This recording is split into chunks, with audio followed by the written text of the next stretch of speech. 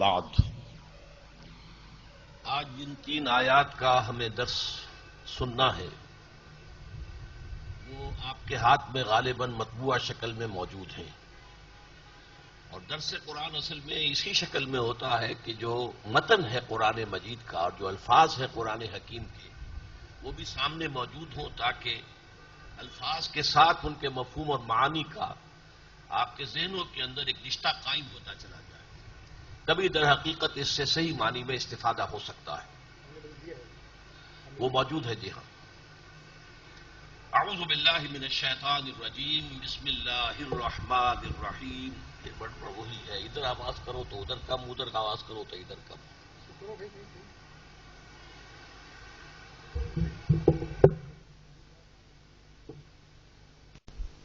ایھا الذین آمنوا من یرتد منکم عن دینہ فسوف یأتی اللہ بقوم یحبهم ویحبونہ، صدق اللہ العظیم۔ اے ایمان کے دعوے دارو، اے ایمان والو، یا ایھا الذین آمنوا کا ترجمہ ہر شخص کے علم میں ہے، لیکن یہ بات نوٹ کر لیجئے کہ قرآن حکیم میں ان الفاظ کے ذریعے سے خطاب کیا جاتا ہے اہل ایمان کو بھی اور منافقوں کو بھی، اس لیے کہ جو منافقین تھے وہ بھی قانوناً مسلمان تھے، مسلمانوں کی جماعت میں شامل تھے، لہذا ان سے آپ پورے قرآن مجید میں، حالانکہ بڑی طویل بحثیں ان کے ساتھ جو ہیں قرآن مجید میں نقل ہوئی ہیں۔ سورہ توبہ کا تو سب سے بڑا حصہ جو ہے وہ منافقین سے متعلق ہے، سورہ نساء جس کی کے بعد کی صورت ہم پڑھ رہے ہیں اس کا بھی بہت بڑا حصہ منافقین سے متعلق ہے، لیکن کہیں ایک جگہ بھی پورے قرآن میں یا ایھا الذین نافقوا کے الفاظ نہیں آئے، اے منافقوں، یہ الفاظ پورے قرآن میں نہیں آئے، لیکن یہ ہمیں اصل میں دیکھنا ہوتا ہے کہ یا ایھا الذین آمنوا سے جو خطاب اس مقام پر ہو رہا ہے اس میں روح سکون کس کی طرف ہے، تو یہ ابھی تو میری طرف سے اس کو تسلیم کر لیجئے، اس کے بعد یہ بات واضح ہو کر آپ کے سامنے آ جائے گی۔ یا ایھا الذین آمنوا من یرتد منکم عن دینہ، اس کا عام ترجمہ ہوگا جو کوئی بھی مرتد ہو جائے تم میں سے تمہارے دین سے۔ ارتداد جو ہے یہ دو طرح کا ہے، ایک یہ ہے کہ کوئی شخص اسلام کو چھوڑ کر کفر میں چلا جائے اعلانیہ طور پر، مرتد، جس کی سزا اسلامی ریاست میں قتل ہے۔ ایک ارتداد ہے باطنی، معنوی، وہ اصل میں نفاق ہے۔ اس ارتداد کو آپ سمجھ لیجئے، آپ تصور کیجئے ایک شخص کا جس کو نبی اکرم صلی اللہ علیہ وسلم کی دعوت بھلی لگی کہ بڑی صحیح باتیں ہیں، عمدہ باتیں ہیں، دل کو لگ رہی ہیں، ذہن بھی قبول کر رہا ہے، لیکن یہ کہ جب وہ قبول کر کے آگے بڑھتا ہے اور پھر قدم قدم پر اس سے قربانی کے مطالبے ہوتے ہیں، اللہ کی راہ میں خرچ کرو، اب میدان جنگ کی طرف چلو، نقد جان ہتھیلی پر رکھو، تو بہت سے لوگ ایسے ہوتے ہیں کہ جن کے قدموں میں لرزش پیدا ہو جاتی ہے۔ بہت سے لوگ ایسے بھی ہوتے ہیں کہ ہر چہ باد آباد ماں کشتی درا انداختین، اب جو ہو سو ہو، ہم نے تو اپنی کشتی جو ہے دریا میں ڈال دی ہے، اب یہ کشتی اگر تیرے گی تو ہم تیریں گے، یہ ڈوبے گی تو ہم بھی ڈوبیں گے۔ یہ تو تھے مومنین صادقین جو ایک مرتبہ جب آ گئے ایمان کے دائرے میں تو جو قربانی دینی پڑی، جو تکلیفیں آئیں انہوں نے جھیلی، برداشت کی، اور ہر امتحان میں کامیاب ہوئے۔ لیکن کچھ ضعف ارادہ کے لوگ بھی ہوتے ہیں، عزیمت نہیں ہوتی، ہمت نہیں ہوتی، وہ دین بھی چاہتے ہیں لیکن دنیا سے بھی ہاتھ دھونے کو تیار نہیں، دنیا کا نقصان بھی انہیں گوارا نہیں ہے، چاہتے ہیں کہ آخرت بھی ملے اور دنیا بھی ہماری عیش و آرام میں گزر جائے، اس کے لیے ہمیں کوئی قربانی نہ دینی پڑے، کوئی مشقت نہ جھیلنی پڑے۔ ایسے لوگوں کا معاملہ ہوتا ہے کہ وہ آگے بڑھ کر پھر پسپائی اختیار کرتے ہیں۔ ارتداد کے لفظی معنی ہے پسپائی اختیار کرنا، ردہ یا ردوں کو معنی ہے کسی کو موڑ دینا، ارتداد اسی سے باب افتعال بنا ہے، خود لوٹنا، پلٹنا، یعنی آدمی بجائے آگے بڑھنے کے پیچھے ہٹنا شروع ہو جائے۔ اس کی 3 سٹیجز تھیں۔ پہلی سٹیج یہ تھی کہ جو کوتاہی ہو جاتی تھی تو وہ لوگ آ کر اعتراف کر لیتے تھے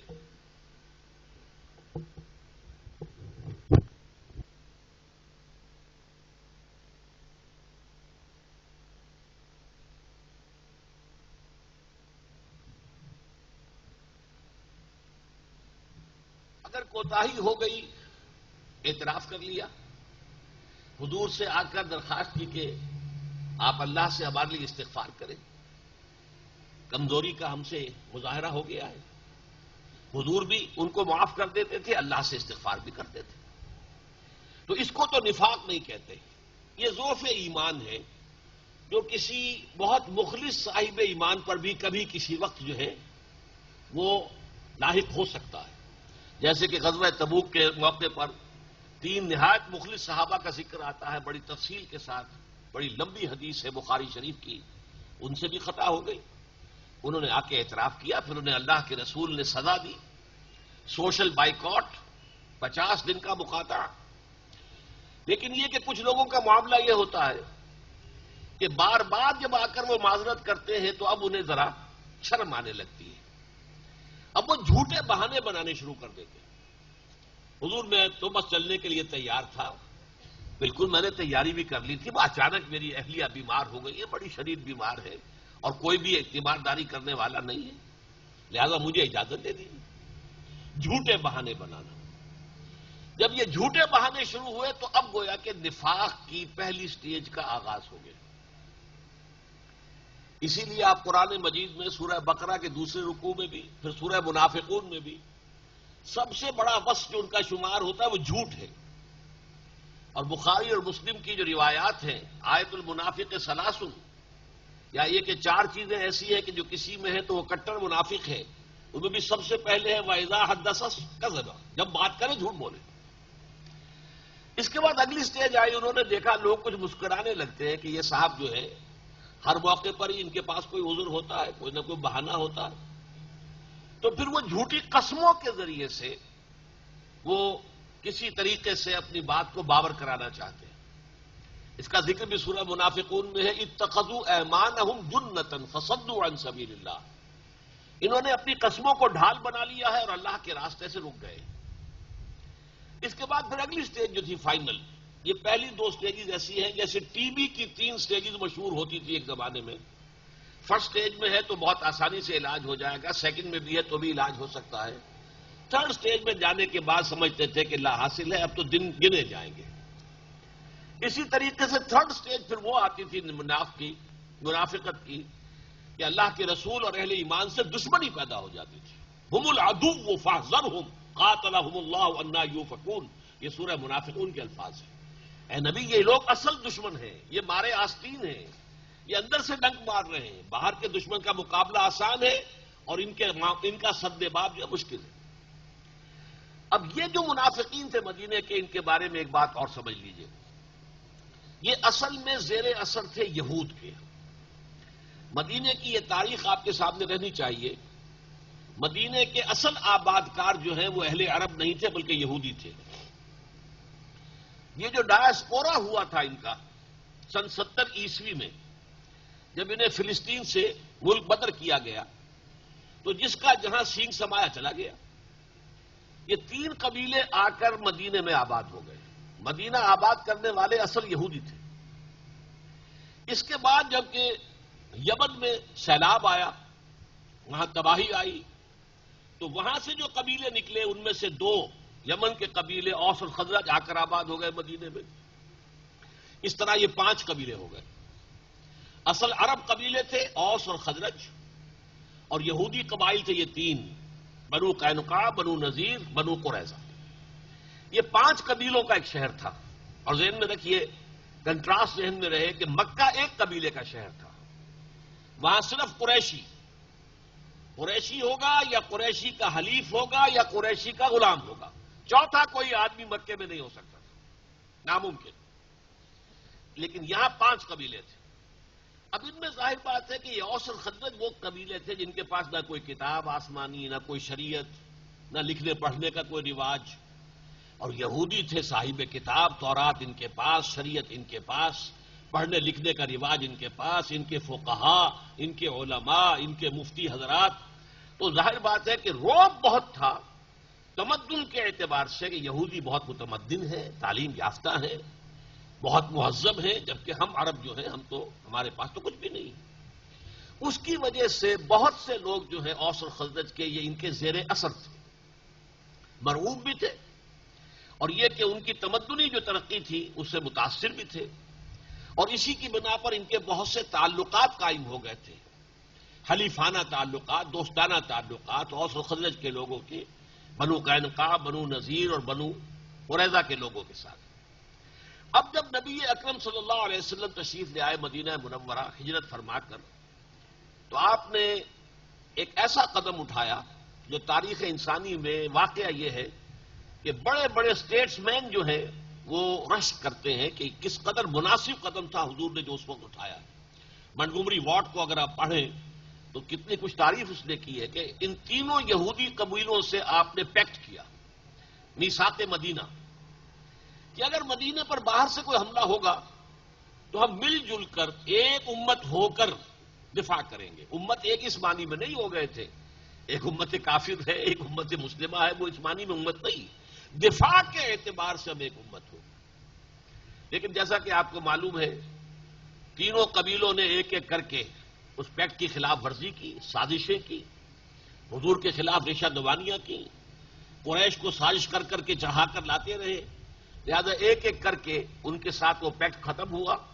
غزوہ بدر کے فوراً بعد بنو قینقاع کو نکالا گیا مدینے سے، غزوہ احد کے فوراً بعد بنو نذیر نکالے گئے جن کا ذکر سورۃ الحشر میں ہے، اور بنو قریظہ کا خاتمہ ہوا ہے غزوہ احزاب کے بعد جس کا ذکر سورہ احزاب میں ہے۔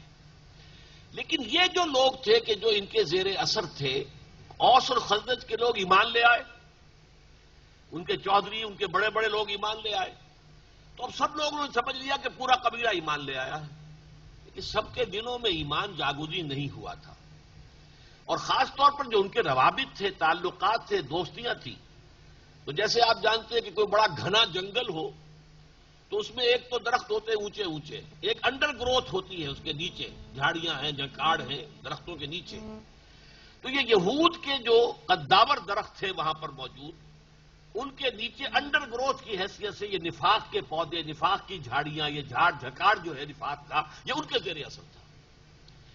اب جب یہ کشمکش اس انتہا کو پہنچ گئی، جب یا تو ادھر یا ادھر، جیسے کہ ابھی آپ نے دیکھا کہ صدر بش نے کہا یا ہمارے دوست ہو یا دشمن، تیسری بات کوئی نہیں، تو جو جد و جہد ہو رہی تھی غلبہ دین کے لیے، جو جہاد کر رہے تھے حضور اور آپ کے صحابہ کرام رضی اللہ تعالی عنہم اجمعین وصلی اللہ علیہ وسلم، جب وہ اس کرٹیکل اسٹیج پر پہنچ گیا معاملہ کہ اب یا ادھر یا ادھر، تو ان کی جان پر بن گئی کہ ہم اپنے دوستیاں، اپنے تعلقات، اپنے ان کے ساتھ حلیفانہ روابط، ہمارے جو بھی ہے خاندانی ان کے ساتھ مراسم چلے آ رہے ہیں، یہ کیسے توڑ دیں؟ یہ ہے پس منظر اصل میں کہ جس میں یہ آیات نازل ہوئی ہیں۔ بلکہ آج تو ہم 3 آیتیں چونکہ معین کر دیا گیا تھا تو میں وہیں سے درس شروع کر رہا ہوں، لیکن نوٹ کیجئے اس رکوع کی 6 آیتیں ہیں۔ پہلی 3 آیتوں میں سے میں صرف آپ اس کو پہلا لفظ سناؤں گا، باقی اس کے بعد جو ہے اس کے بارے میں گفتگو کروں گا اختتام پر، اس لیے کہ وہ اس وقت کے حالات کے اعتبار سے قرآن مجید کی اہم ترین آیت ہے، جو اس رکوع کی پہلی آیت ہے۔ یا ایھا الذین آمنوا لا تتخذوا اليہود والنصارى اولیاء بعضهم اولیاء بعض ومن يتولهم منکم فانه منهم ان اللہ لا يهدي القوم الظالمین۔ اے ایمان والو، اے ایمان کے دعوے دارو، یہودیوں اور عیسائیوں کے اپنے دوست، پشت پناہ، حمایتی مت بناؤ۔ وہ ایک دوسرے کے حمایتی ہیں، پشت پناہ ہیں، ایک دوسرے کے مددگار ہیں، ایک دوسرے کے پروٹیکٹرز ہیں۔ وَمَن يَتَوَلَّهُم مِّنكُمْ، یہ اس سے زیادہ سخت دھمکی آئی نہیں ہے قرآن میں۔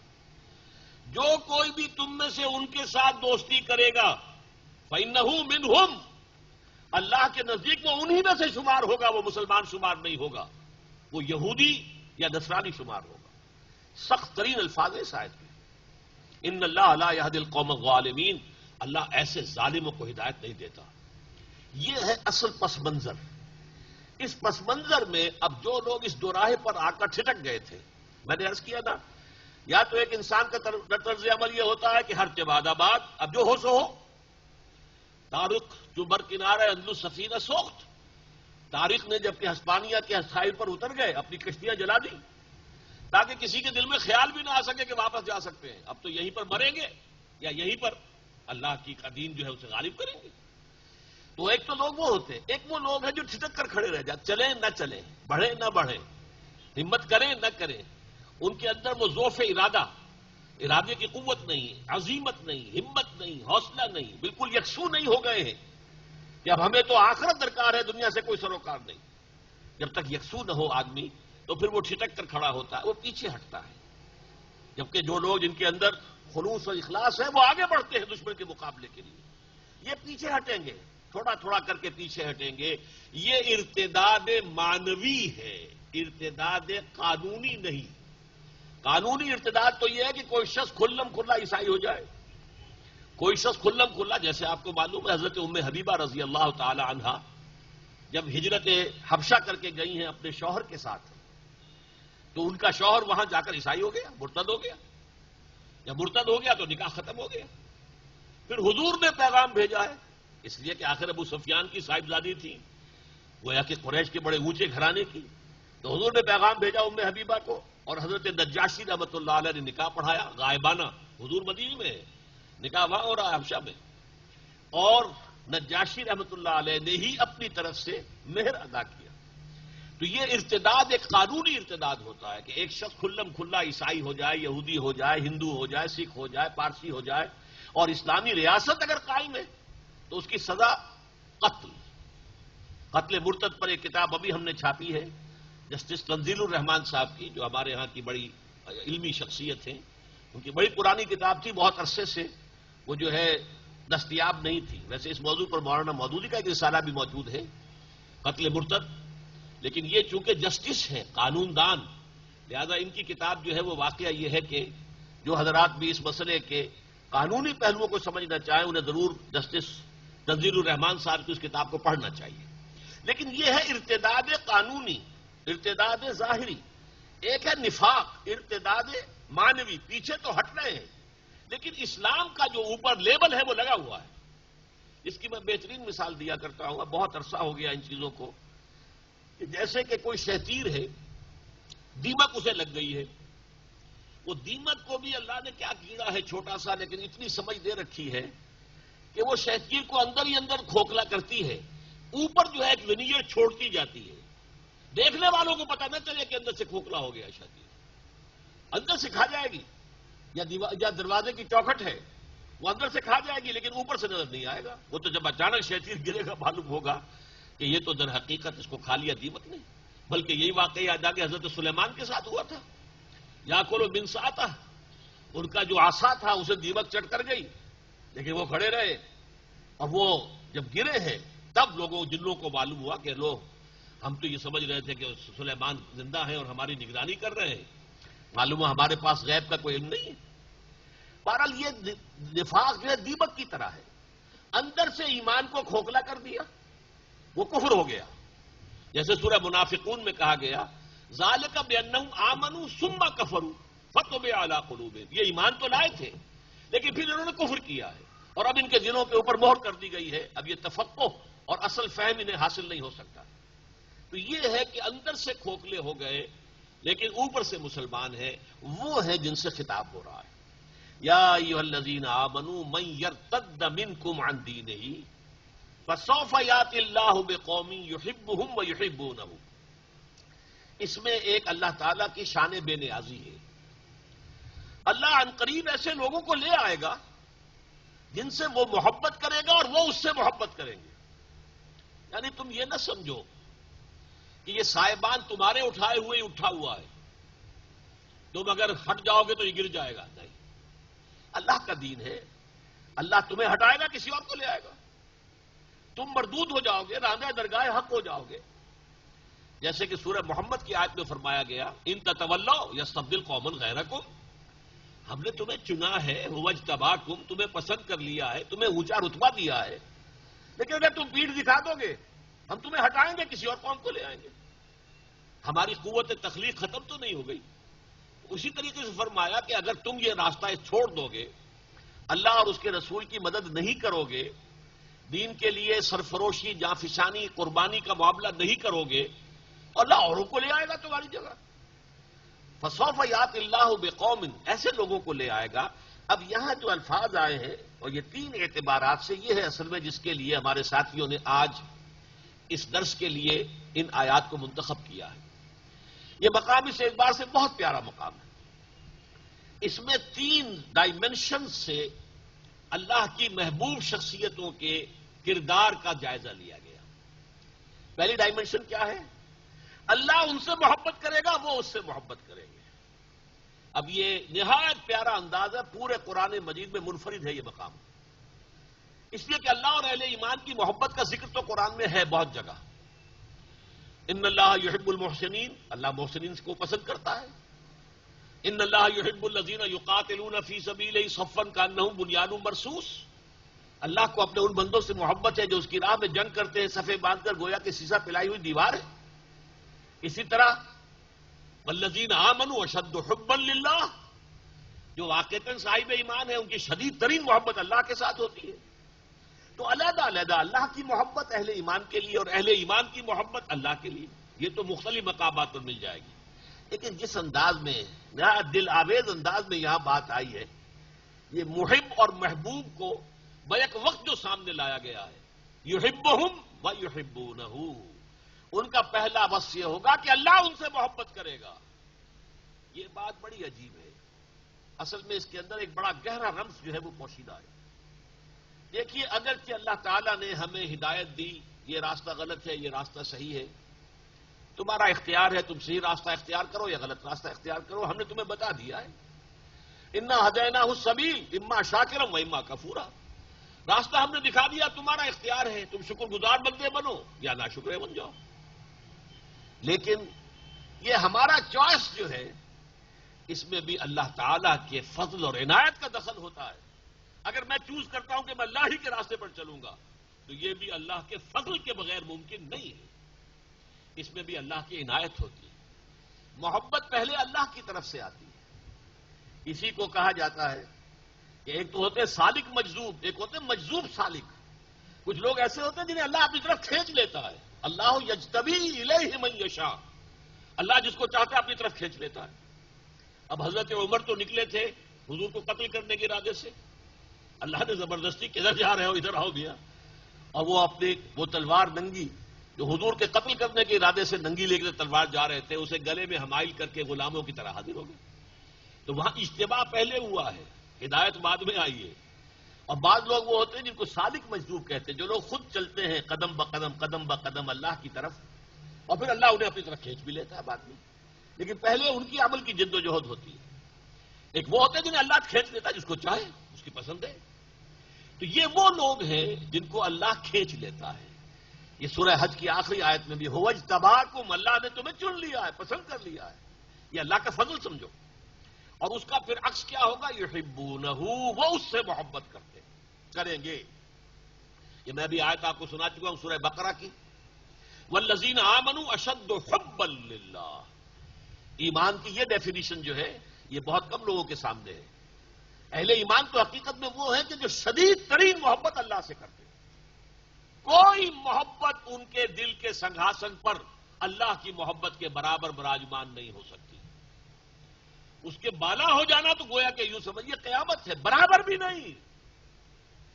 اللہ بڑا غیور ہے. بڑا پیارا شعر ہے حضرت مجذوب کا رحمت اللہ علیہ، ہر تمنا دل سے رخصت ہو گئی، اب تو آجا اب تو خلوت ہو گئی. اللہ دل میں آتا ہے بندہ مومن کے جبکہ دل خالی ہو چکا ہو، ہر محبت سے خالی ہو چکا ہو، تب محبت خداوندی ڈیرا جماتی. یہ معاملہ جو ہے یحبون اشد حبا للہ. اسی کو پھر سورہ توبہ کے اندر آپ کو معلوم ہے کس قدر سخت آیت ہے. قل ان کان آباؤکم وابناؤکم واخوانکم وازواجکم وعشیرتکم واموال اقترفتموها وتجارۃ تخشون کسادها ومساکن ترضونها احب الیکم من اللہ ورسولہ وجہاد فی سبیلہ فتربصوا حتی یاتی اللہ بامرہ واللہ لا یہدی القوم الظالمین. اے نبی ان سے کہہ دیجئے اگر تمہیں اپنے باپ، اپنے بیٹے، اپنے بھائی، اپنی بیویاں یا بیویوں کے لیے شوہر اور اپنے رشتہ دار اور وہ مال جو تم نے بڑی محنت سے جمع کیے ہیں، وہ بلڈنگیں جو تم نے بنائی ہیں، محلات بنائے ہیں، تمہیں پسند ہیں، وہ کاروبار جس میں کساد کا تمہیں اندیشہ رہتا ہے، اگر یہ 8 چیزیں زیادہ محبوب ہیں اللہ سے اور اس کے رسول سے اور اللہ کی راہ میں جہاد سے جاؤ، دفاع ہو جاؤ، انتظار کرو یہاں تک کہ اللہ اپنا فیصلہ سنا دے. اور اللہ کا فیصلہ اٹل کیا ہے؟ اللہ ایسے ظالموں کو ہدایت نہیں دیتا، ایسے فاسقوں کو ہدایت نہیں دیتا. جب تک توحید فی المحبت نہیں آ جائے گی. ایک ہے عقیدے کی توحید، اللہ ایک ہے، اللہ کی صفات میں کوئی اس کے ساتھ شریک نہیں ہے، یہ عقیدہ ہے. ایک ہے عملی توحید، محبوب ترین ہستی اللہ بن جائے، کوئی اور شے اس کے برابر محبوب نہ ہو. یہ توحید فی المحبہ، محبت میں توحید اللہ کی. اللہ یہ نہیں کہتا کہ ساری محبتیں ختم کر دیں، تابع کر دو. اولاد کی محبت اللہ کی محبت کے تابع رہے، والدین کی محبت اور اللہ کی محبت کے تابع رہے. تین محبتیں بالا ترین رہے، اللہ کی محبت، رسول کی محبت اور اللہ کی راہ میں جہاد کی محبت. بہرحال یہاں فرمایا پہلا ان کا وصف، پہلی ڈائمنشن کیا ہے؟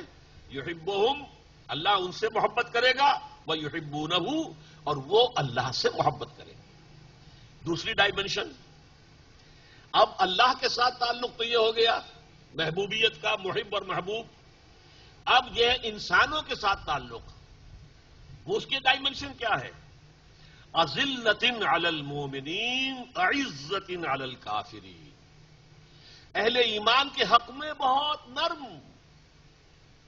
بہت ہی متواضع، جھک جانے والے اہل ایمان کے لیے.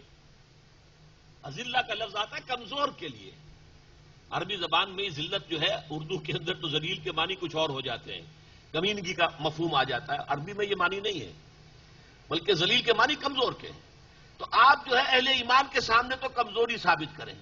اچھا بھائی جو بات آپ کہہ رہے ہیں مانتا ہوں، اچھا بھائی جو بھی آپ کو چاہیے میں اپنے امکانی حد تک آپ کے ساتھ تعاون کروں گا.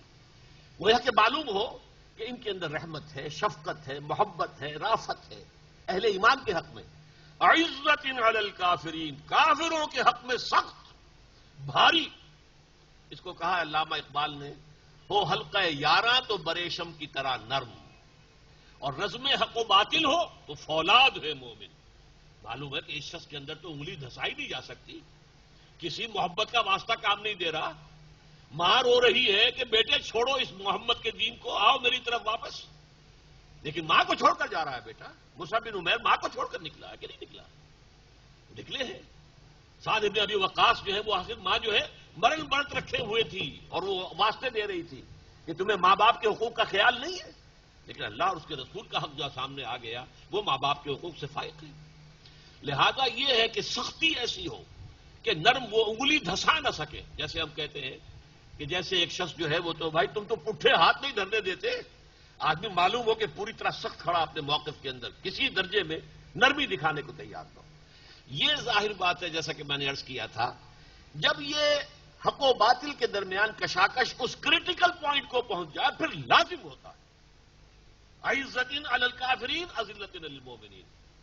اور جیسا کہ آپ کے علم میں نے بارہا کہا ہے کہ قرآن مجید میں اہم مضامین کم سے کم دو جگہ ضرور آتے ہیں. اسی کا عکس آپ کو ملے گا سورہ فتح کی آخری آیت میں. محمد الرسول اللہ والذین معہ اشداء علی الکفار رحماء بینہم. محمد اللہ کے رسول اور جو ان کے ساتھ ہیں ان کے صحابی رضی اللہ تعالی عنہم اجمعین، ان کی شان کیا ہے؟ اشداء علی الکفار، کفار کے حق میں بہت شدید، بہت سخت، اور رحماء بینہم، آپس میں بہت ہی رحم دل، آپس میں بہت ہی رقیق القلب. یہ ہے در حقیقت ہو حلقہ یاراں تو بریشم کی طرح نرم، اور رزم حق و باطل ہو تو فولاد ہے مومن. جس کا نقشہ سامنے آیا غزوہ بدر میں. ادھر سے حضرت ابو بکر تھے حضور کے ساتھ صلی اللہ علیہ وسلم، ادھر سے عبد الرحمن بن ابی بکر آیا ہوا ہے، ایمان نہیں لایا تھا، وہ کفار کے لشکر کے ساتھ ہے. جنگ بدر کے بعد کہتا ہے، بعد میں ایمان لے آئے، کہ ابا جان آپ میری زد میں آ گئے تھے بدر میں، لیکن میں نے آپ کے ساتھ رعایت کی، آپ پر حملہ نہیں کیا. حضرت ابو بکر فرماتے ہیں بیٹے چونکہ تم باطل کے لیے لڑ رہے تھے لہذا تم نے میرا لحاظ کیا، خدا کی قسم اگر تم میری زد میں آ جاتے کبھی نہ چھوڑتا. یہ ہے اشداء علی الکفار رحماء بینہم. کفار کے ساتھ کوئی رحمدلی کا سوال پیدا نہیں ہوتا. یہ عام حالات میں نہیں ہے. عام حالات میں آپ سورہ ممتحنہ میں پڑھیں گے کہ جو کافر حربی نہیں ہے، جو کافر آپ کے خلاف کسی محاذ میں شامل نہیں ہے، اس کے ساتھ کچھ نہ کچھ دوستی، کچھ نہ کچھ جو ہے اچھا سلوک بری بات نہیں ہے. یہ سورہ ممتحنہ میں مضمون آیا ہے. لیکن جب یہ کشاکش پہنچی ہو اس کرٹیکل پوائنٹ کو، جیسا کہ میں نے کہا، جیسے بش نے کہا، جس کے آگے کے ہمارے صدر مشرف صاحب جو ہیں وہ کپ کپا کر رہ گئے، یا ساتھ دو ورنہ دشمن شمار ہو گئے. یہ معاملہ آتا ہے، کہاں آتا ہے؟ جب تو کرٹیکل پوائنٹ آ جاتا ہے حق و باطل کی کشمکش کا، جب یا ہمارے ساتھ ہو یا ہمارے دشمن. لہذا وہاں معاملہ یہ ہوتا ہے. یہ میں نے کیا سیکنڈ ڈائمنشن ہے اس کیریکٹر کی، اس کردار کی، جو اللہ کے محبوب بندے ہیں.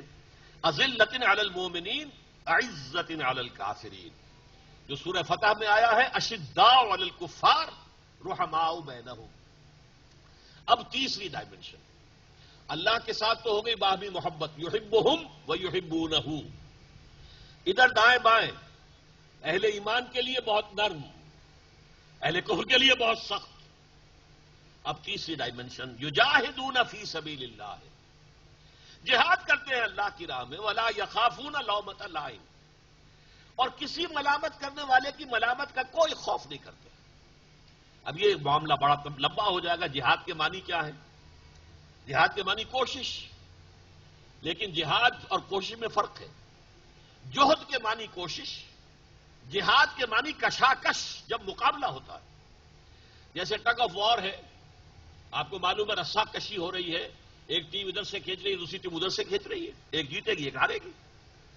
اسی طرح کسی بھی معاملے میں ایک وہ گروہ ہے حزب اللہ جو اللہ کی پارٹی ہے، وہ اللہ کے دین کو غالب کرنا چاہتے ہیں.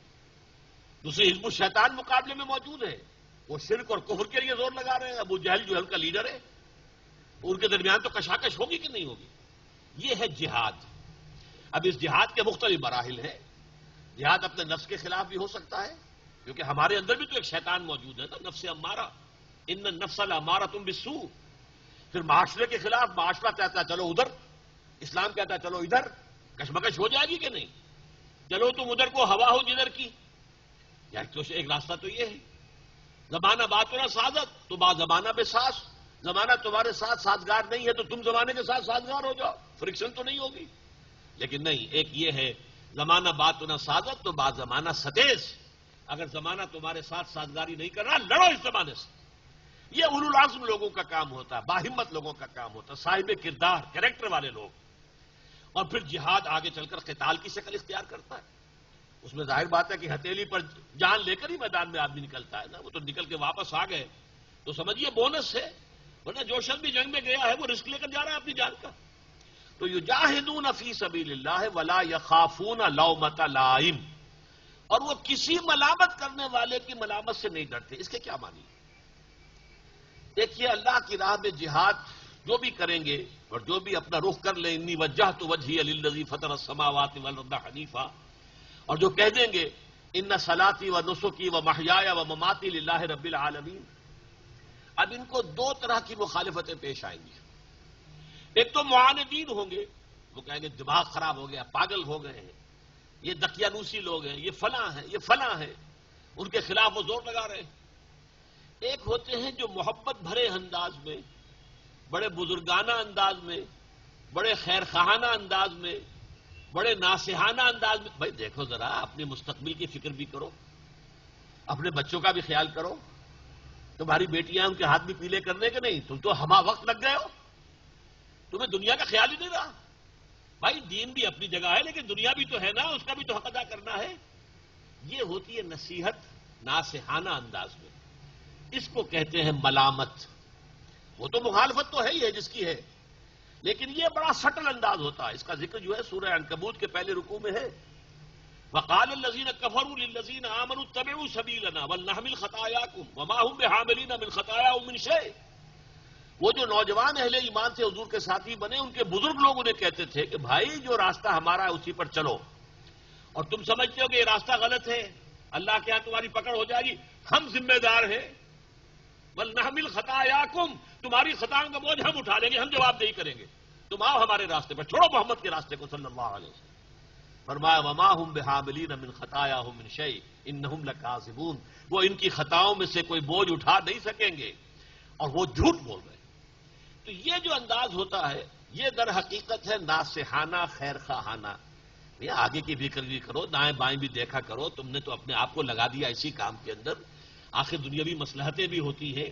یہ ہے خوف، لومۃ لائم، ملامت کرنا. اب دیکھیے یہ بات کہی ہے اس وقت میں علامہ اقبال کو تو کوٹ کرتے ہوئے کوئی معذرت نہیں کرتا، لیکن یہ فیض کا معاملہ ہے جو میں کوٹ کرنے چلا ہوں، کیونکہ عام طور پر خیال یہ کہ وہ کمیونسٹ تھے، بارہ جو بھی تھے وہ تو گئے، اللہ کے حضور میں حاضر ہو گئے. ان کی ایک نظم ہے دو عشق. ان میں پہلا وہ اصلاح مجازی جو دنیا کا عشق ہوتا ہے، جو کہ غزل کا موضوع ہوتا ہے. دوسرا عشق انہوں نے کہا ہے چاہا ہے اسی رنگ سے لیلائے وطن کو. وطن کا عشق، وطن کی محبت، وطن کی جے، وطن کی عزت، وطن کی حرمت. لیکن اس دوسرے عشق کے ضمن میں یہ کہتے ہیں اس راہ میں جو سب پہ گزرتی ہے گزری، اس راہ میں جو سب پہ گزرتی ہے سو گزری، تنہا پس زندہ کبھی رسوا سرے بازار، کڑکے ہیں بہت شیخ سرے گوشے ممبر، اور گرجے ہیں بہت اہل حکم بر سرے دربار. یہ جو ہمارا ظاہر بات ہے کہ نظریہ تھا ان کا کمیونزم، وہ سمجھتے تھے اسی میں انسانیت کی بھلائی ہے، خیر ہے، فلاح ہے. لیکن اس میں ظاہر بات ہے جیل میں بھی جانا پڑا، مختلف مواقع پر سختیاں جھیلنی پڑی. اس راہ میں جو پھر اوپر فتوے بھی لگے، تو اس راہ میں جو سب پہ گزرتی ہے سو گزری، تنہا پس زندہ کبھی رسوا سرے بازار. اب اگر آپ برا نہ مانے، کہاں فیض، کہاں محمد الرسول اللہ، لیکن نقشہ دکھا دینا چاہتا ہوں.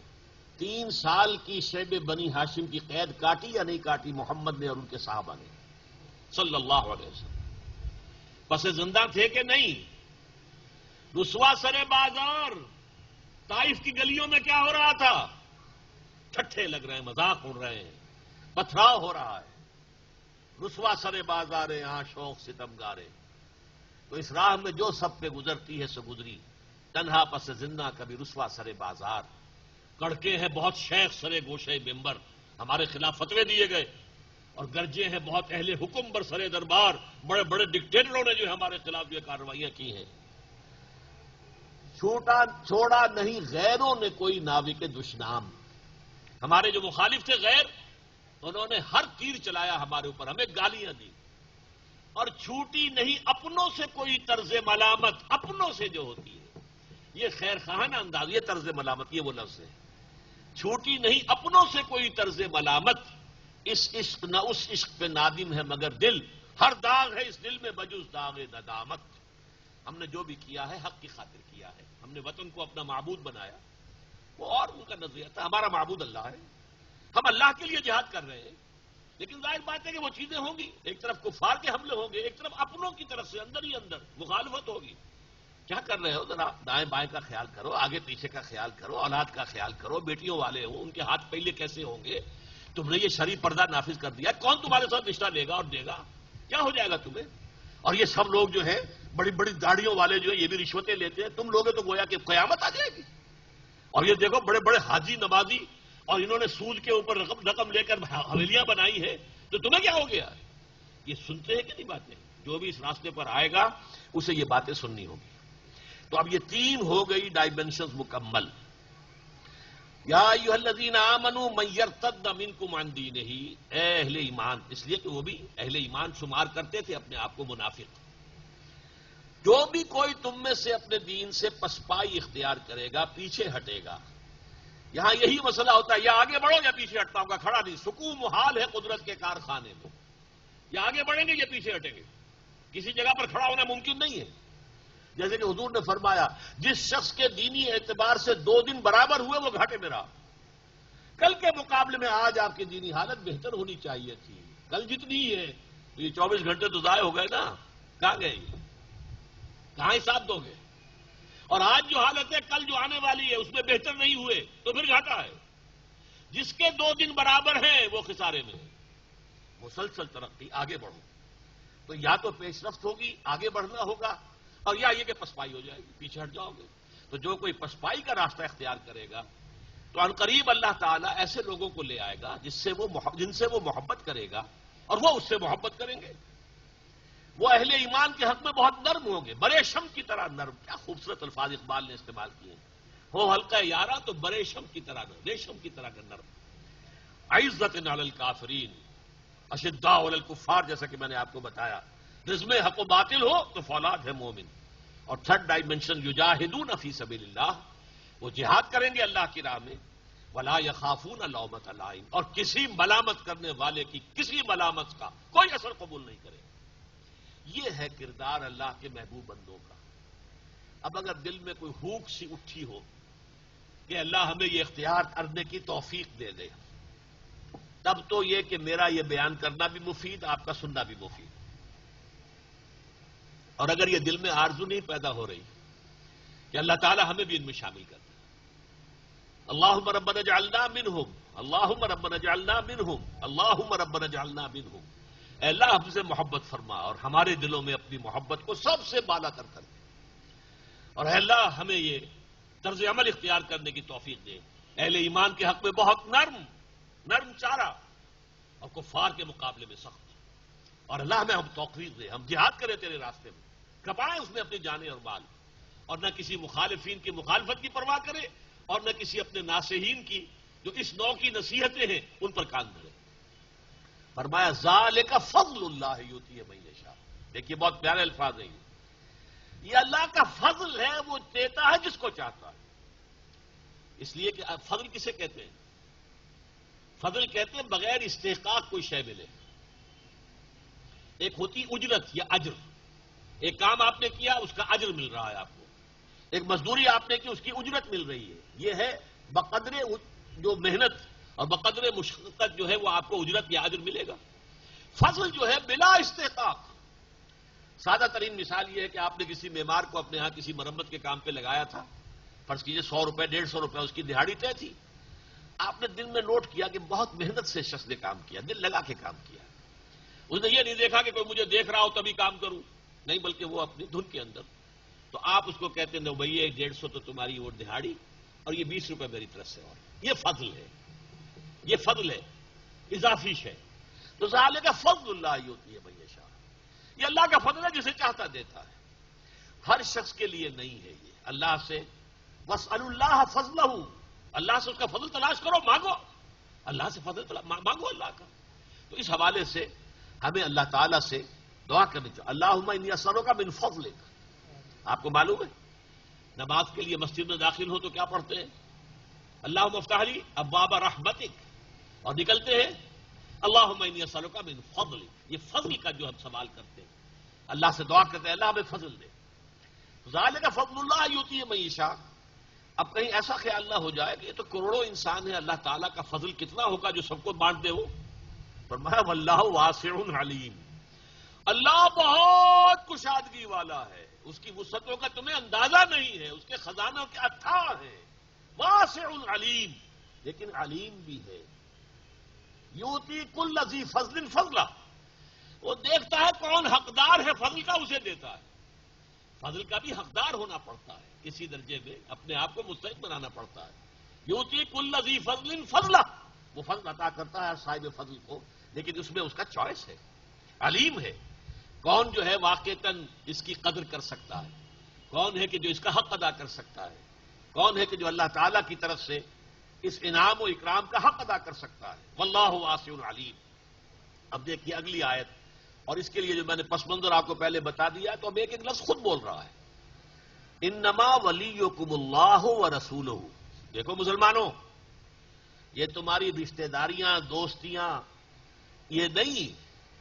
تمہارا ولی، تمہارا پشت پناہ، تمہارا مددگار، تمہارا حمایتی، تمہارا دوست تو یا تو اللہ ہے، ورسولہ، اور اس کا رسول ہے، والذین آمنوا، اور اہل ایمان.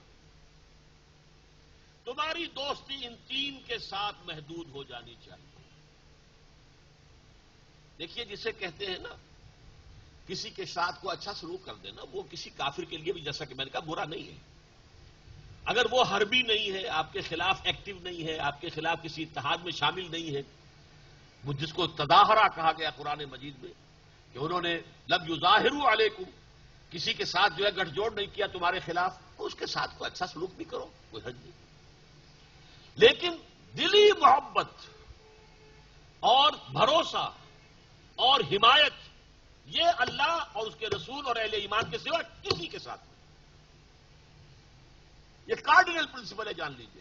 دلی محبت نہیں ہوگی، چاہے باپ ہو. میں بھی آپ کو آیت میں سنا دوں گا چاہے باپ ہو، بیٹے ہو، بھائی ہو، کوئی ہو. یہ اتنا اہم معاملہ ہے، اس لیے کہ اسی پر تو سارا دار و مدار ہے. میں اب یہاں ذرا ایک بات کہہ دوں، بعض حضرات کی شاید اچھی نہ لگے. کام ہو رہے ہوتے ہیں، کوئی دینی کام ہی ہے، تحریک ہے، لوگ بات سمجھ بھی لیتے ہیں کہ یہ راستے غلط پر پڑ گئے، ہم راستہ ہم نے چھوڑ دیا، اصل ہماری قیادت غلط رخ موڑ گئی ہے. لیکن چھوڑ کیسے دیں؟ ہماری تو دوستیاں ہیں، ہمارے تعلقات ہیں، ہمارے کاروباری معاملات ہیں، ہماری رشتہ داریاں ہیں، کیسے چھوڑ دیں؟ جیسے سورہ عنکبوت میں کہا گیا، مودۃ بینکم فی الحیات الدنیا، دنیا کی زندگی میں تمہاری باہمی جو محبتیں ہیں وہ تمہیں روکے ہوئے ہیں. ورنہ تمہیں معلوم ہے کہ یہ بت پرستی کیا مانی دارت، اس کی کوئی حقیقت ہی نہیں ہوتا ہے. یہ دوستیاں، یہ محبتیں، یہ حلیفانہ تعلقات معمولی نہیں ہوتے. ان کو چھوڑنا، ان کو کاٹنا آسان کام نہیں ہوتا. تو اس کی اہمیت ان آیات سے سمجھیے. انما ولیکم اللہ، دیکھو تمہارا اصل ولی تو اللہ ہے، مددگار، پشت پناہ، ہمدرد، تمہاری پشت پناہی کرنے والا، نصرت دینے والا. ورسولہ، پھر تمہاری ولایت اور دوستی اور خلوص اور اخلاص سب سے بڑھ کر رسول کے ساتھ. والذین آمنوا، اور پھر اہل ایمان. اب الذین آمنوا کی ذرا شرح کی ہے. کون ہے وہ آمنو؟ الذین یقیمون الصلاۃ، جو نماز قائم کرتے ہیں سب سے پہلے. اب یہ ایک اور اعتبار سے یہ تین چیزیں آ رہی ہیں یہاں پر. پہلے وہ تین ڈائمینشنز، یحبہم ویحبونہ، اذلۃ علی الکافرین، اذلۃ علی المسلمین، عزۃ علی الکافرین، یجاہدون فی اللہ ولا یخافون لومۃ لائم. اس کے بعد اب یہ تین باتیں آ رہی. یقیمون الصلاۃ ویؤتون الزکاۃ وہم راکعون، جو نماز قائم کرتے ہیں، زکوٰۃ ادا کرتے ہیں اور جھکتے ہیں. یہ جو ترجمہ ہے اس میں بس مجھے کچھ کہنے کی اجازت مانگ رہا ہوں. عام طور پر اس بات کو سمجھا نہیں گیا، مترجمین نے صحیح سمجھا نہیں. وہم راکعون، اور وہ رکوع کرتے ہیں. بھائی رکوع کیا نماز پہلے آ گیا تو رکوع تو اس کے بعد تو کیا؟ پہلے تو رکوع کا ذکر ہو تو بات سمجھ میں آتی ہے. جیسے سورہ حج کی آخری آیت سے پہلی آیت ہے، یا ایھا الذین آمنوا ارکعوا واسجدوا واعبدوا ربکم وافعلوا الخیر. وہاں رکوع ہے، سجود ہے. لیکن یہاں نماز جب آ گئی تو رکوع کا ذکر. یہ رکوع نہیں ہے، جھک کر. کیا معنی ہے اس کے؟ بڑے گہرے معنی ہے. دیکھیے پہلا وصف ان کا یہ نماز قائم کرتے ہیں، اس کی تفصیل میں جانے کی ضرورت نہیں. دوسرا زکوٰۃ دیتے ہیں اور دیتے ہیں جھک کر. ایک یہ ہے زکوٰۃ خیرات کے طور پر آپ دے رہے ہیں تو آپ کی گردن اکڑی ہوتی ہے. حدیث میں بھی آیا ہے، الید العلیٰ خیر من الید السفلیٰ، جو ہاتھ اوپر ہوتا ہے دینے والا وہ بہتر ہے اس سے جو نیچے ہے لینے والے سے. اس وقت ہوتا ہے خیال میں کوئی کام کر رہا ہوں، خیر کر رہا ہوں، بھلا کر رہا ہوں، مجھے اللہ نے توفیق دی، چلی اسی اعتبار سے صحیح. لیکن ایک احساس ہوتا ہے. لیکن یہ معاملہ کیا ہے اصل میں؟ قرآن مجید میں جو دو رکوع انفاق فی سبیل اللہ پر سب سے اہم آئے ہیں، پورے قرآن مجید میں سب سے زیادہ جو ہے وہ چیزیں آئی ہیں 36ویں اور 37ویں رکوع سورہ بقرہ کی. اس میں فرمایا انفاق کا سب سے بڑھ کر جو شخص مستحق ہے وہ کون ہے؟ بھکاری نہیں، سوالی نہیں، سب سے بڑھ کر للفقراء الذین احصروا فی سبیل اللہ، وہ تنگ دست لوگ جو اللہ کی راہ میں گھر گئے ہیں، جنہوں نے اللہ کے دین کی جد و جہد ہماتن اپنے آپ کو اس میں لگا دیا. ہما وقت تھے کہ نہیں؟ اصحاب صفہ کوئی کاروبار نہیں کر رہے، حضور کے پاس بیٹھے ہوئے ہیں صبح سے لے کر شام تک، جو بھی علم و حکمت کی باتیں سیکھ رہے ہیں. اور پھر وہی لوگ تھے جنہیں حضور نے کہیں 70 بھیج دیے، جاؤ وہاں تبلیغ کے لیے جاؤ، جو سب کے سب شہید کر دیے گئے. آخر تھے کہ نہیں؟ وہ کوئی کاروبار نہیں کرتے تھے. یا ایسے لوگ بھی تھے کہ جنہوں نے اپنے آپ کو ہمتن دین کے لیے لگا دیا اور دنیا کے لیے کچھ بھی نہیں کیا. حالانکہ وہ اصحاب صفہ میں سے نہیں ہے. ابو ذر غفاری کون تھے؟ مقداد کون تھے؟ یہ جو فقراء صحابہ ہیں یہ ہمتن کارکن تھے. جیسے آج کل ہم جماعتوں میں کہتے ہیں بھائی یہ تو ہمہ وقت کارکن ہے، لیکن ہمہ وقت کارکن کو ہم کیا کرتے ہیں؟ تنخواہ دیتے ہیں. وہاں تنخواہ کوئی نہیں تھی. توکل اللہ پر، اور اگر کوئی تمہارا بھائی تمہاری کو مدد کر دے لے لو، بس. توکل محض پر تھا. یہ تنخواہ دار ملازمین اور تنخواہ دار کارکنوں کا کوئی تصور حضور صلی اللہ علیہ وسلم کی زندگی میں ہمیں نہیں ملتا.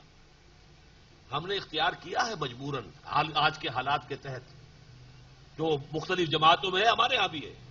کچھ نہ کچھ لوگوں کو ہم نے جنہیں ہمتن ہم نے لے لیا ہے تو آخر ان کی کفالت کا کوئی بندوبست کرنا پڑتا ہے. لیکن حضور کا معاملہ دیکھیے، وہاں کسی کے لیے کوئی تنخواہ نہیں تھی، نہ حضور کی کوئی تنخواہ تھی. کوئی مال غنیمت میں سے کچھ آ گیا ہے تو ٹھیک ہے، یا یہ کہ کوئی ہدیہ لے آیا ہے وہ لے آیا ٹھیک ہے، نہیں تو فاقے ہیں. کئی کئی وقت کے فاقے، کئی کئی وقت گزر جاتے تھے کہ حضور کی ازواج مطہرات کے گھروں میں چولہے نہیں جلتے تھے. یہ تو غزوہ خیبر کے بعد پھر دولت جو ہے آئی ہے تو کچھ نہ کچھ سہولتیں پیدا ہوئی. تو وہ حضرات جو تھے جو ہمتن کارکن تھے اس دینی جماعت کے، حزب اللہ، محمد الرسول اللہ کی حزب اللہ، یہ لفظ ابھی آ جائے گا اگلی آیت میں، اس کے جو ہم وقت کارکن تھے، للفقراء الذین احصروا فی سبیل اللہ، وہ فقراء، وہ تنگ دست لوگ جو گر گئے اللہ کی راہ میں، اللہ کے جہاد میں، لا یستطیعون ضربا فی الارض، اب وہ زمین میں چل پھر نہیں سکتے اپنی روزی کمانے کے لیے. قافلے جاتے تھے، ادھر جا رہے ہیں ادھر جا رہے ہیں، اب قافلوں میں جائیں یا اللہ کے دین کے لیے جہاد کے لیے جائیں.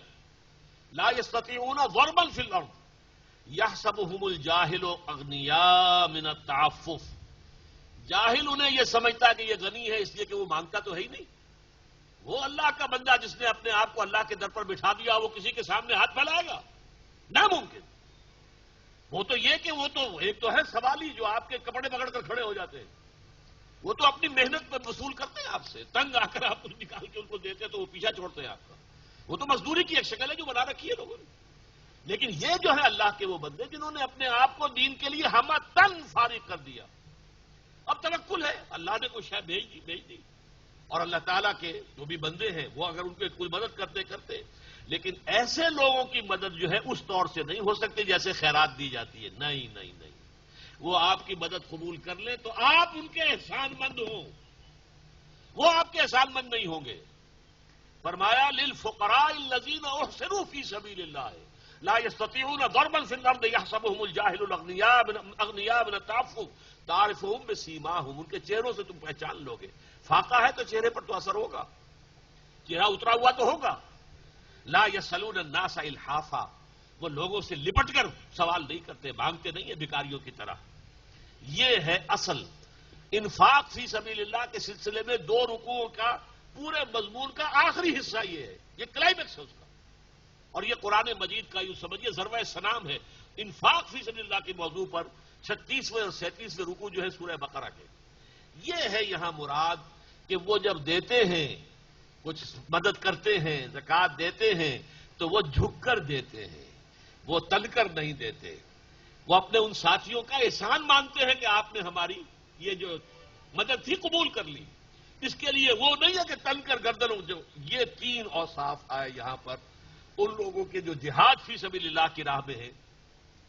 انما ولیکم اللہ ورسولہ والذین آمنوا الذین یقیمون الصلاۃ ویؤتون الزکاۃ وہم راکعون. یقیناً تمہارا ولی اللہ ہے اور اس کا رسول صلی اللہ علیہ وسلم، اور اہل ایمان. کون اہل ایمان؟ جو نماز قائم کرتے ہیں، زکوٰۃ ادا کرتے ہیں اور جھک کر ادا کرتے ہیں، سر اٹھا کر نہیں، کوئی حاکمانہ انداز میں نہیں، محسنانہ انداز میں نہیں، احسان پذیری کے انداز میں کہ گویا کہ آپ نے قبول کیا ہے تو یہ آپ کا احسان ہے کہ آپ نے میرا یہ تعاون قبول فرما لیا. اب آگے چلیے. وَمَن يَتَوَلَّ اللَّهَ وَرَسُولَهُ وَالَّذِينَ آمَنُوا، اور جو لوگ واقعتاً ولی بن جائیں گے اور ولی بنا لیں گے اللہ کو اور اس کے رسول کو اور اہل ایمان کو، یعنی جو وہی 3 الفاظ جو پہلے آ چکے ہیں، انما ولیکم اللہ ورسولہ والذین آمنوا. اب یہ تو ایک قاعدہ کلیہ تھا جو بیان ہوا. اب جو لوگ اس معیار پر پورے اتر آئے ان کے لیے خوشخبری آ رہی ہے. وَمَن يَتَوَلَّ اللَّهَ وَرَسُولَهُ وَالَّذِينَ آمَنُوا، اور جو لوگ واقعتاً دوست بنا لیں گے اللہ کو حقیقی معنی میں اور رسول کو اس کے صلی اللہ علیہ وسلم اور اہل ایمان کو، فَإِنَّ حِزْبَ اللَّهِ هُمُ الْغَالِبُونَ، تو یہ ہے اصل میں اللہ کی پارٹی اور یہی غالب آ کر رہیں گے. یہ بہت بڑی نوید ہے. یہاں اصل میں جو عبارت ہے اس میں حذف ہے، الفاظ اگر کھول دیے جائیں جو محذوف ہے. وَمَن يَتَوَلَّ اللَّهَ وَرَسُولَهُ وَالَّذِينَ آمَنُوا فَأُولَٰئِكَ حِزْبُ اللَّهِ أَلَا إِنَّ حِزْبَ اللَّهِ هُمُ الْغَالِبُونَ. جو لوگ اس ٹیسٹ میں پورے ہو جائیں گے کہ ان کی دوستی دلی اور ان کی محبت قلبی صرف اللہ اور اس کے رسول اور اہل ایمان کے ساتھ ہو، صادق الایمان اہل ایمان، منافقین نہیں، ضعفاء نہیں، پیچھے ہٹنے والے نہیں، آگے بڑھنے والے.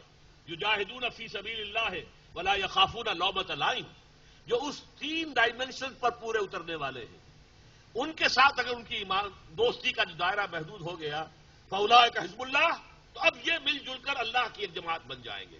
الا ان حزب اللہ هم الغالبون، اور جان لو کہ اللہ تعالیٰ کی یہ پارٹی جو ہے بالآخر وہی غالب رہے گی. اب ذرا اس مضمون کی اہمیت کے اعتبار سے پھر وہی اصول بیان کر رہا ہوں کہ اہم مضامین قرآن میں 2 دفعہ ضرور آتے ہیں. یہ سورہ مجادلہ کی آخری آیت آپ کو سنا رہا ہوں.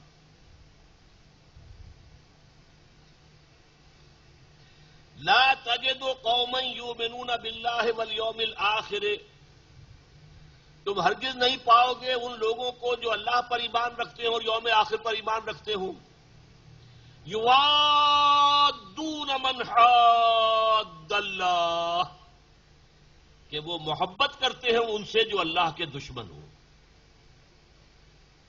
کیسے ہو سکتا ہے؟ آپ کا خلوص اگر اللہ کے ساتھ ہے تو اس کے دشمن کے ساتھ کیسے دوستی ہوگی؟ لا تجد قوما یؤمنون باللہ والیوم الآخر یوادون من حاد اللہ ورسولہ، جو اللہ اور اس کے رسول کے دشمن ہو اس کے ساتھ دوستی کیسے ہو سکتی ہے ان کی؟ آگے سنیے، وَلَوْ كَانُوا آبَاءَهُمْ، خواہ وہ ان کے باپ ہوں، او ابناءہم، خواہ ان کے بیٹے ہوں، اور اخوانہم، خواہ ان کے بھائی ہوں، اور عشیرتہم، یا ان کے رشتہ دار ہوں. اولئک کتب فی قلوبہم الایمان، یہ وہ لوگ ہیں کہ جن کے دلوں میں اللہ نے ایمان کو راسخ کر دیا، لکھ دیا ہے ایمان. جیسے کہ کسی چیز میں کندہ کر دیا جائے، پتھر پہ کندہ کرتے ہیں نا، قبروں پر جو کتبے لگے ہوتے ہیں تو اس میں کندہ کرتے ہیں. اسی طریقے سے اولئک الذین، اولئک کتب فی قلوبہم الایمان، اللہ نے یہ وہ لوگ ہیں کہ جن کے دلوں میں ایمان لکھ دیا ہے، کندہ کر دیا ہے. وَأَيَّدَهُم بِرُوحٍ مِّنْهُ، اور ان کی مدد فرمائی ہے خاص اپنی طرف سے، اپنے فیض سے، فیضان سے، روحانی فیضان سے. وَيُدْخِلُهُمْ جَنَّاتٍ تَجْرِي مِن تَحْتِهَا الْأَنْهَارُ، اور وہ انہیں داخل کرے گا ان باغات میں جن کے نیچے ندیاں بہتی ہوں گی. خالدین فیہا، اور وہ اس میں ہمیشہ ہمیشہ رہیں گے. رضی اللہ عنہم ورضوا عنہ، وہ اللہ ان سے راضی ہو گیا، وہ اللہ سے راضی ہو جائے گا. یحبہم ویحبونہ، دیکھیے اس مضمون کو، یہاں رضی اللہ عنہم ورضوا عنہ، اللہ ان سے محبت کرے گا، وہ اللہ سے محبت کریں گے. یہاں بھی کیا، اللہ ان سے راضی ہو گیا اور وہ اللہ سے راضی ہو جائیں گے. آگے پڑھیے، وہ جو وہاں پر میں نے کھول دیا تھا، اولئک حزب اللہ، یہاں وہ الفاظ آ گئے. یہ ہے اللہ کی پارٹی. اللہم ربنا اجعلنا منہم، اے اللہ ہمیں بھی ان میں شامل فرما. الا ان حزب اللہ هم المفلحون، آگاہ ہو جاؤ کہ اللہ کی پارٹی ہی ہے فلاح پانے والی. وہاں کیا فرمایا تھا؟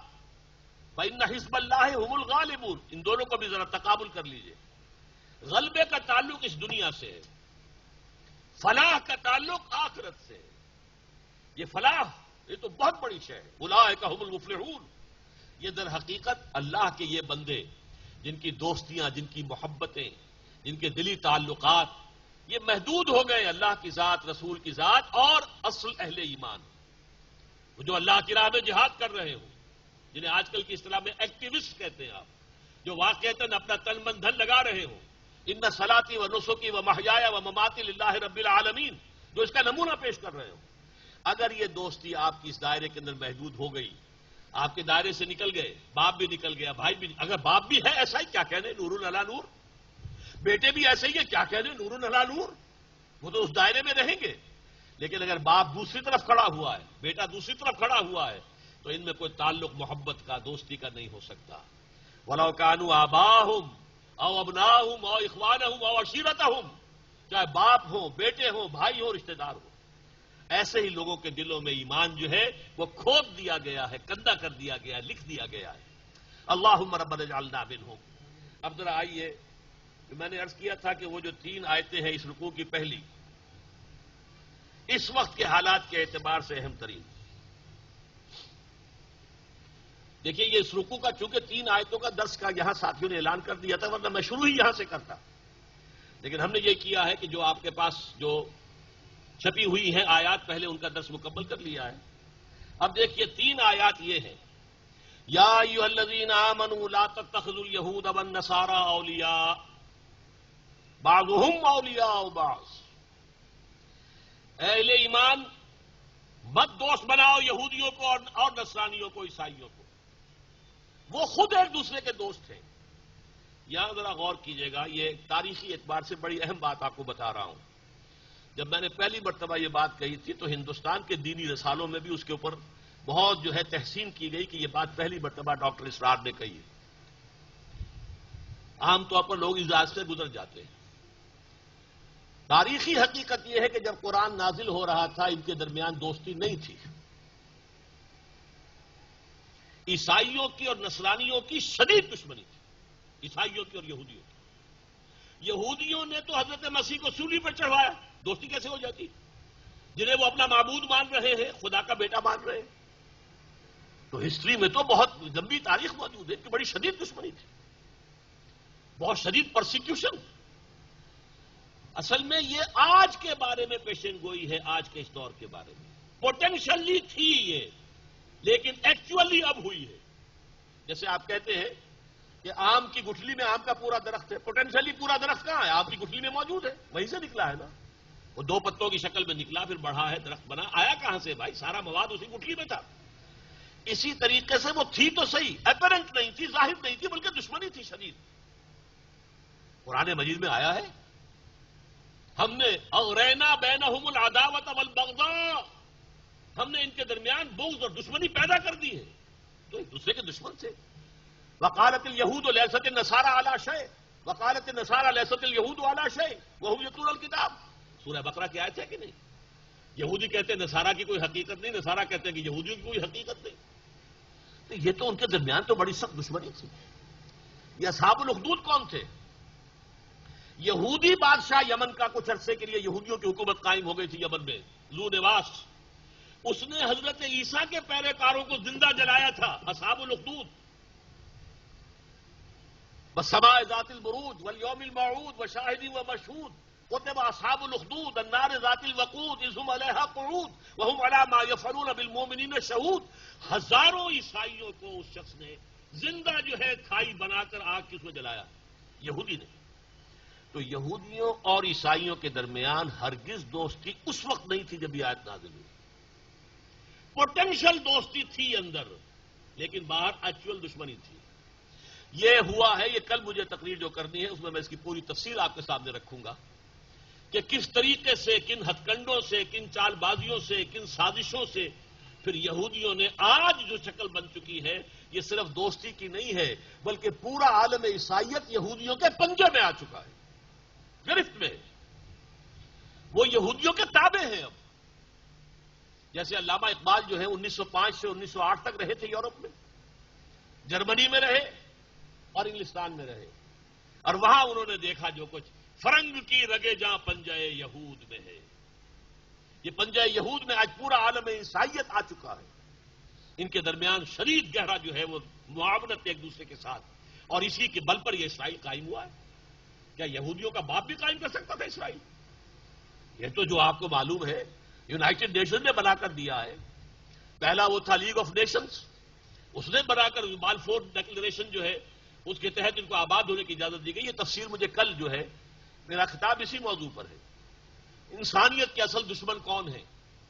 کون سیاہی گھول رہا ہے وقت کے بہتے دریا میں؟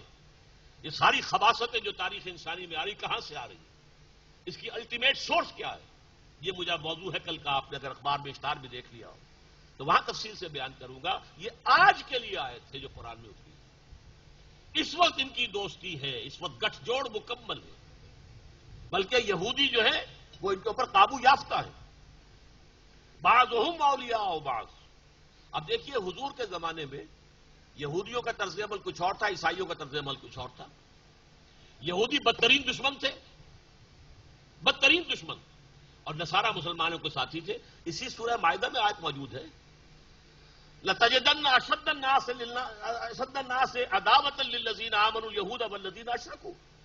تم یہ دیکھو گے کہ اہل ایمان کے بدترین دشمن تو یا تو مشرکین ہیں اور یا یہودی ہیں، اور دوسری طرف جو اشد مودۃً، جو محبت والے ہیں، والذین قالوا انا نصارى، یہ وہ لوگ ہیں جو کہتے ہیں کہ ہم نصارہ ہیں۔ میں وہ آپ کو سنا ہی دوں آیات، اس وقت مجھے مستحضر نہیں ہے.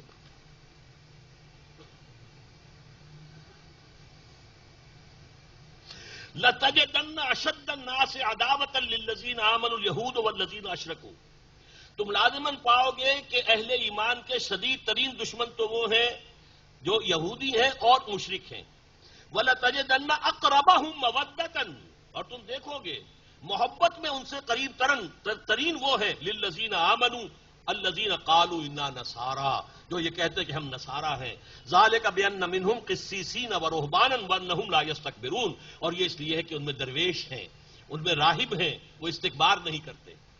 آخر حضور کو پہچاننے والا بحیرہ راہب کون تھا؟ عیسائی تھا نہیں. حضرت سلمان فارسی کو راستہ دکھانے والا حضور کی طرف کون تھا؟ عیسائی راہب. نجاشی ایمان لے آیا کہ نہیں؟ ہرقل بھی ایمان لانا چاہتا تھا لیکن اس کے درباری ساتھ نہیں دے رہے تھے. مقوقس شاہ مصر، اس نے حضور کی خدمت میں ہدیے بھیجے. آپ کو معلوم ہے کہ حضور کی جو پھر کنیز تھی جن سے کہ حضرت ابراہیم کی ولادت ہوئی ہے، ماریا قبطیہ رضی اللہ عنہا، وہ کس نے بھیجی تھی؟ مقوقس نے. اور وہ گھوڑا بھی حضور کو اس نے بھیجا تھا. عیسائیوں کی طرف سے حضور کے خلاف پوری آپ کی زندگی میں کوئی اقدام نہیں ہوا. وہ تو عیسائیوں کے تحت تھا ایک بادشاہ، وہ جو ریلی بادشاہ سمجھ لیجیے شام کا، جس نے کہ حضور کے ایلچی کو شہید کر دیا تو اس کے ساتھ جنگ جو ہے شروع ہو گئی. وہ غزوہ موتا ہوا، غزوہ تبوک ہوا، ورنہ یہ کہ کوئی اقدام. اور یہودی بدترین دشمن. تو یہ آیت میں آپ کو اس لیے بتا رہا تھا کہ یہ در حقیقت اس وقت کے لیے نہیں ہے.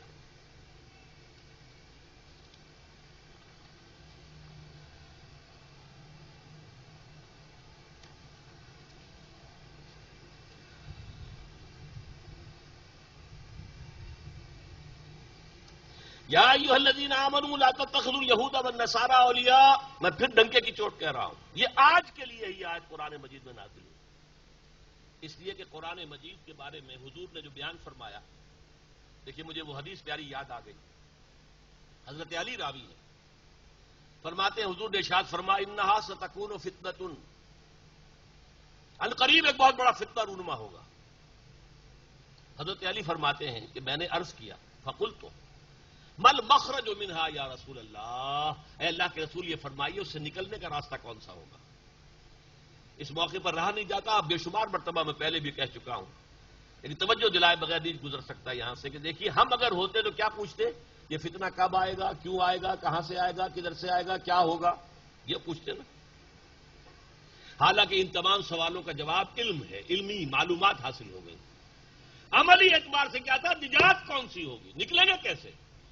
وہ ایگزٹ جو لکھا ہوا ہوتا ہے ہال کے دروازوں کے اوپر لال، کہ اگر کہیں کچھ اندر ہو جائے، دھماکہ ہو جائے تو بھاگو اس دروازوں کی طرف، وہ ایگزٹ وہ ہے. مخرج، مخرج لکھتے ہیں عرب ممالک میں، اسی ایگزٹ کی جگہ پر مخرج لکھا ہوتا ہے. بل مخرج منہا یا رسول اللہ، اے اللہ کے رسول اس سے نکلنے کا راستہ کون سا ہو. اب فرمایا آپ نے کتاب اللہ فیہ خبر ما قبلکم و نبأ ما بعدکم و حکم ما بینکم. یہ کتاب اللہ ہے جو ہر فتنے سے تمہیں بچا سکتی ہے. اس میں تم سے پہلے لوگ جو گزر چکے ہیں ان کے حالات بھی ہیں، تمہارے بعد جو کچھ ہونے والا ہے اس کا تذکرہ بھی ہے، اور جو بھی اختلافات تمہاری پوری تاریخ میں رونما ہوں گے ان سب کا حل موجود ہے. بڑی طویل حدیث ہے، میں اس وقت اس کی پوری تفصیل میں نہیں جا سکتا. یہ تو یوں سمجھیے مدح قرآن و صاحب قرآن، صاحب قرآن محمد صلی اللہ علیہ وسلم آپ پر نازل ہوا ہے، انہوں نے مدح فرمائی ہے قرآن کی. وہ بڑی طویل حدیث. بہرحال بھائی اس آیت کی طرف، یا ایھا الذین آمنوا لا تتخذوا اليہود والنصارى اولیاء بعضهم اولیاء بعض ومن یتولہم منکم فانہ منہم. میں پہلے بیان کر چکا ہوں، یہ سخت ترین فتویٰ ہے. جو کوئی تم میں سے انہیں دوست بنائے گا اور ان کو حمایتی بنائے گا، ڈالروں کی بوچھار کروائے گا اپنے اوپر، وہ انہی میں سے ہے. وہ پھر امت مسلمہ کا فرد نہیں ہے. یہ سخت ترین آیت ہے آج کے حالات میں. ہم نے کیا کیا ہے؟ طالبان حکومت کو سپورٹ کرنے والے ہم، بنوانے میں ان کے ہمارا ہاتھ، ہم نے ریکگنائز کیا، مسلسل ساتھ دیا. آزمائی کی گھڑی آئی تو پتاشے کی طرح بیٹھ گئے. آج یہ امریکہ اور برطانیہ آج ان کے سامنے کھڑے ہو گئے. کن کے خلاف؟ جنہوں نے اللہ کا دین قائم کیا ہے، جنہوں نے شریعت کو نافذ کیا ہے، جنہوں نے 90-95% علاقے میں امن و امان قائم کیا ہے، ان کے خلاف کس کے ساتھ ہاتھ ملا رہے ہیں، کس سے دوستی کر رہے ہیں؟ یہ ہے ہمارا طرز عمل آج کا. اور سب جان لیجئے ہم سب اس میں شریک ہیں پھر، اس لیے کہ جب ہماری حکومت کر رہی ہے تو ہم شریک ہیں. ہماری بھی طرف سے گویا کہ اس کے لیے امپلائڈ جو ہے وہ رضامندی داخل ہے، موجود ہے، امینڈمنٹ ہے ہماری. یہ ہمارے اوپر فتویٰ لگ رہا ہے. وَمَن يَتَوَلَّهُم مِّنكُمْ فَإِنَّهُ مِنْهُمْ. جو کوئی بھی تم میں سے ان کو دوست بنائے گا اور پشت پناہ بنائے گا اور حامی بنائے گا اور مددگار بنائے گا، وہ انہی میں سے شمار ہوگا. ان اللہ لا يهدي القوم الظالمین. یقیناً اللہ تعالیٰ ایسے ظالموں کو ہدایت نہیں دیتا. اس کی کیا معنی ہے؟ زبردستی ہدایت نہیں دیتا. ظالم ظلم سے باز آ جائے، توبہ کرے، اللہ ہدایت دے گا. فاسق فاجر فسق و فجور کو چھوڑ دے، توبہ کرے، اللہ ہدایت دے گا. لیکن اللہ ظالم کو ظالم ہوتے ہوئے زبردستی ہدایت نہیں دیتا، فاسق کو فاسق ہوتے ہوئے زبردستی ہدایت نہیں دیتا. یہ اللہ تعالیٰ کی ہدایت جو ہے وہ ایسی گھٹیا شے تو نہیں ہے. وہ تو جو بھی مستحق ہوتے ہیں اللہ تعالیٰ انہی کو دیتا. اب سنیے اگلی آیت، اس وقت کا بہترین نقشہ جو آ رہا ہے. یہ 3 آیات اس وقت پاکستان کے موجودہ حالات کی عظیم ترین عکاسی ہے. فَتَرَى الَّذِينَ فِي قُلُوبِهِم مَّرَضٌ. تو تم دیکھتے ہو کہ جن کے دلوں میں روگ ہے. روگ کیا ہے؟ نفاق. قرآن مجید میں جیسا میں نے کہا تھا نا، T B first stage, second stage, third stage. واقعتاً یہ مرض ہے، نفاق مرض ہے. پہلی سٹیج جبکہ جھوٹے بہانے بنانے شروع کیے. دوسری سٹیج جبکہ جھوٹ کے اوپر قسمیں کھانی شروع کر دی. تیسری سٹیج یہ کہ اللہ اور اس کے رسول اور اللہ کے دین کے دشمن بن گئے. ان کی وجہ سے ہمیں مصیبتیں پڑ رہی ہیں، ان کے دشمن بن گئے. یہ دیکھیے فَتَرَى الَّذِينَ فِي قُلُوبِهِم مَّرَضٌ. یہ مرض کا لفظ سورہ بقرہ کے دوسرے رکوع میں موجود ہے. فِي قُلُوبِهِم مَّرَضٌ فَزَادَهُمُ اللَّهُ مَرَضًا. ان کے دلوں میں روگ تھا، اللہ نے ان کے روگ کو بڑھا دیا. فَتَرَى الَّذِينَ فِي قُلُوبِهِم مَّرَضٌ يُسَارِعُونَ فِيهِمْ. تو تم دیکھتے ہو یا دیکھو گے ان لوگوں کو جن کے دلوں میں یہ روگ ہے، بیماری ہے، منافقت ہے، وہ انہی میں گھسنے کی کوشش کرتے ہیں. یسارعون فیہم. بھاگ دوڑ کر انہی کی پناہ گاہ میں جاتے ہیں، دوڑتے ہیں انہی کے پاس.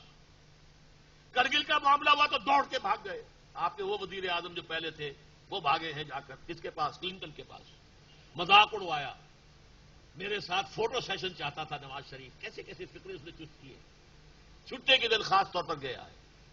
یہ ہے ہمارا وقار، یہ ہے ہماری عزت. اور اب جو اس نے کیا ہے، اب تک پالیسی اور تھی، ایک دم گرگٹ کی طرح رنگ بدل لیا.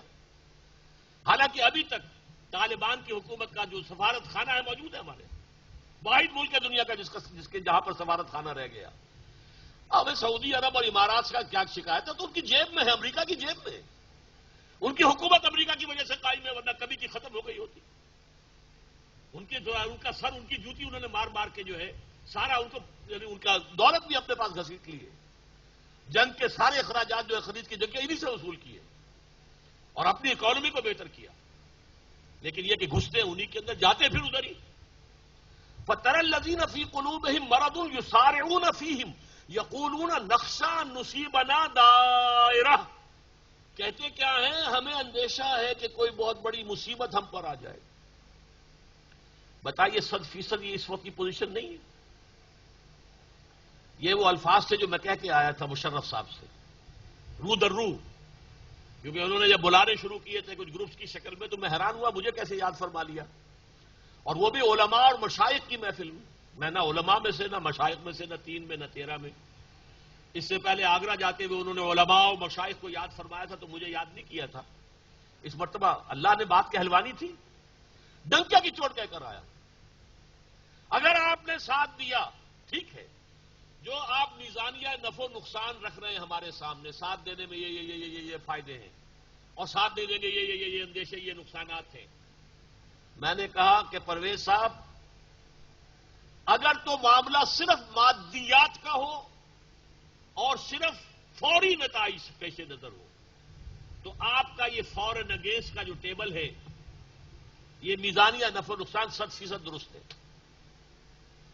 لیکن اگر مادیات سے اوپر اخلاقیات کا بھی کوئی دائرہ ہے، عدل و انصاف کے بھی کوئی تقاضے ہیں، غیرت و حریت کے بھی کوئی تقاضے ہیں، غیرت اور حمیت کے، اور اس سے بھی اوپر اللہ کے دین کے بھی کوئی تقاضے ہیں، تو آپ کی یہ بات 100% غلط ہے۔ اور میں آپ سے صاف کہتا ہوں، اگر آپ نے ساتھ دیا تو آپ عدل اور انصاف کے مسلمہ اصولوں سے غداری کریں گے، یہ لفظ میں نے استعمال کیا، بہت زور دے کر کہیں، اور آپ غیرت اور حمیت کا جنازہ نکال دیں گے۔ اور یہ بھی میں آپ کو بتا دوں کہ یہ فوری طور پر تو شاید امریکہ کی چھتری کے نیچے آ کر کچھ آپ کو سہولتیں حاصل ہو جائیں، لیکن اگلا ٹارگٹ آپ ہیں، لازمن ہے۔ یہ جو کچھ ہو رہا ہے یہ کوئی معمولی بات نہیں ہے، یہ کل مجھے تقریر کرنی ہے مفصل۔ اصل میں کون کروا رہا ہے، یہ کردار کون ہے، کون سیاہی گھول رہا ہے وقت کے بہتے دریا میں، یہ کل بیان کرنا ہے مجھے۔ لیکن یہ ہے کہ ان کا ٹارگٹ آپ کا ایٹمک پروگرام اور آپ کا جہاد، یہ جو کشمیر میں آپ جہاد لیے پھرتے ہیں، یہ آپ کا سیکنڈ ٹارگٹ ہے۔ اور اگر ڈی اسٹیبلائز ہو گیا پاکستان تو شاید پاکستان کا خاتمہ ہی ہو جائے، یہ صورت ہے۔ اور تیسری بات میں نے یہ بھی کہی تھی آخری، کہ مجھے اندیشہ ہے پاکستان میں خانہ جنگی شروع ہو جائے گی، اس لیے کہ عوام میں غیرت ہے، دینی جماعتوں کے اندر غیرت اور حمیت ہے۔ چاہے یہ کہ افسوس ہے وہ جماعتیں ایک پلیٹ فارم پر آ گئی تھی، دفاع افغانستان کونسل بنی تھی 10 جنوری کو اس سال کے، جب سینکشنز لگے تھے، اس میں سب جماعتیں تھیں، جے یو آئی دونوں تھیں اور جماعت اسلامی بھی تھی، ہم بھی، ہماری جماعت چھوٹی، ہم بھی شامل تھے، اور بھی جماعتیں تھیں، اہل حدیث بھی تھے۔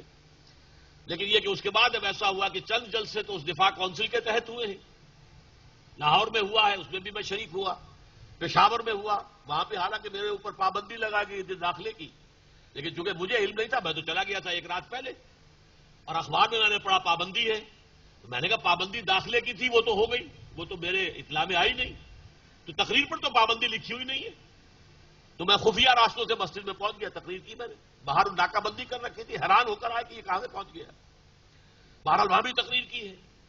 لیکن اس کے بعد ایک جلسہ ہونا تھا کراچی کل، اسی متحدہ یہ جو ہے افغان کونسل، افسوس ہے کہ وہ نہیں ہوا، اس کے بجائے مولانا فضل الرحمان صاحب نے کوئٹے میں کیا، بہت بڑا کیا، اس میں کوئی شک نہیں، جماعت اسلامی نے آج ملتان میں کیا ہے، بہت بڑا کیا ہے، اچھا ہے، اور فضل الرحمان صاحب نے آج کیا ہے، پھر وہاں پنڈی میں کل کیا تھا غالباً، اور آج پشاور میں کیا ہے، جماعت اسلامی جلسہ کر رہی ہے، شاید 12 تاریخ کو جو جمعہ آ رہا، چلیں علیحدہ ہی صحیح، لیکن دینی جماعتیں اس کام میں از خود جمع ہو رہی ہیں۔ اللہ کرے کہ یہ جماعتیں جمع ہو کر پہلے اس ملک میں اسلام نافذ کروائیں، جب تک یہ منزل درست نہیں ہوگی، جب تک یہ انقلاب یہاں نہیں آتا، تو ظاہر بات ہے مشرف ہٹ بھی گیا، قاضی حسین احمد صاحب نے کہا ہے مشرف صاحب آپ کی حکومت ختم کر دیں گے، تو کوئی اور آ جائے گا، اس سے کیا فائدہ ہو؟ نظام لاؤ، نظام بدلو، متحد ہو جاؤ، جمع ہو جاؤ، اور یہ پاور پالیٹکس کو چھوڑو، نکلو میدان میں آؤ اللہ کے دین کے لیے کہ نافذ کرو یہاں پہ اسلام۔ اور پھر یہ کہ افغانستان جہاں شریعت اسلامی نافذ ہوئی اور پاکستان یہاں بھی شریعت نافذ ہو، تبھی تو جوڑ بیٹھے گا نا، ورنہ ہمارا سیکولر نظام، ہماری ٹی وی، ہمارا ریڈیو دیکھے، وہ تو کوئی اسلام کا نقشہ تو نہیں ہے، تو اس حوالے سے کیسے جوڑ ملے گا؟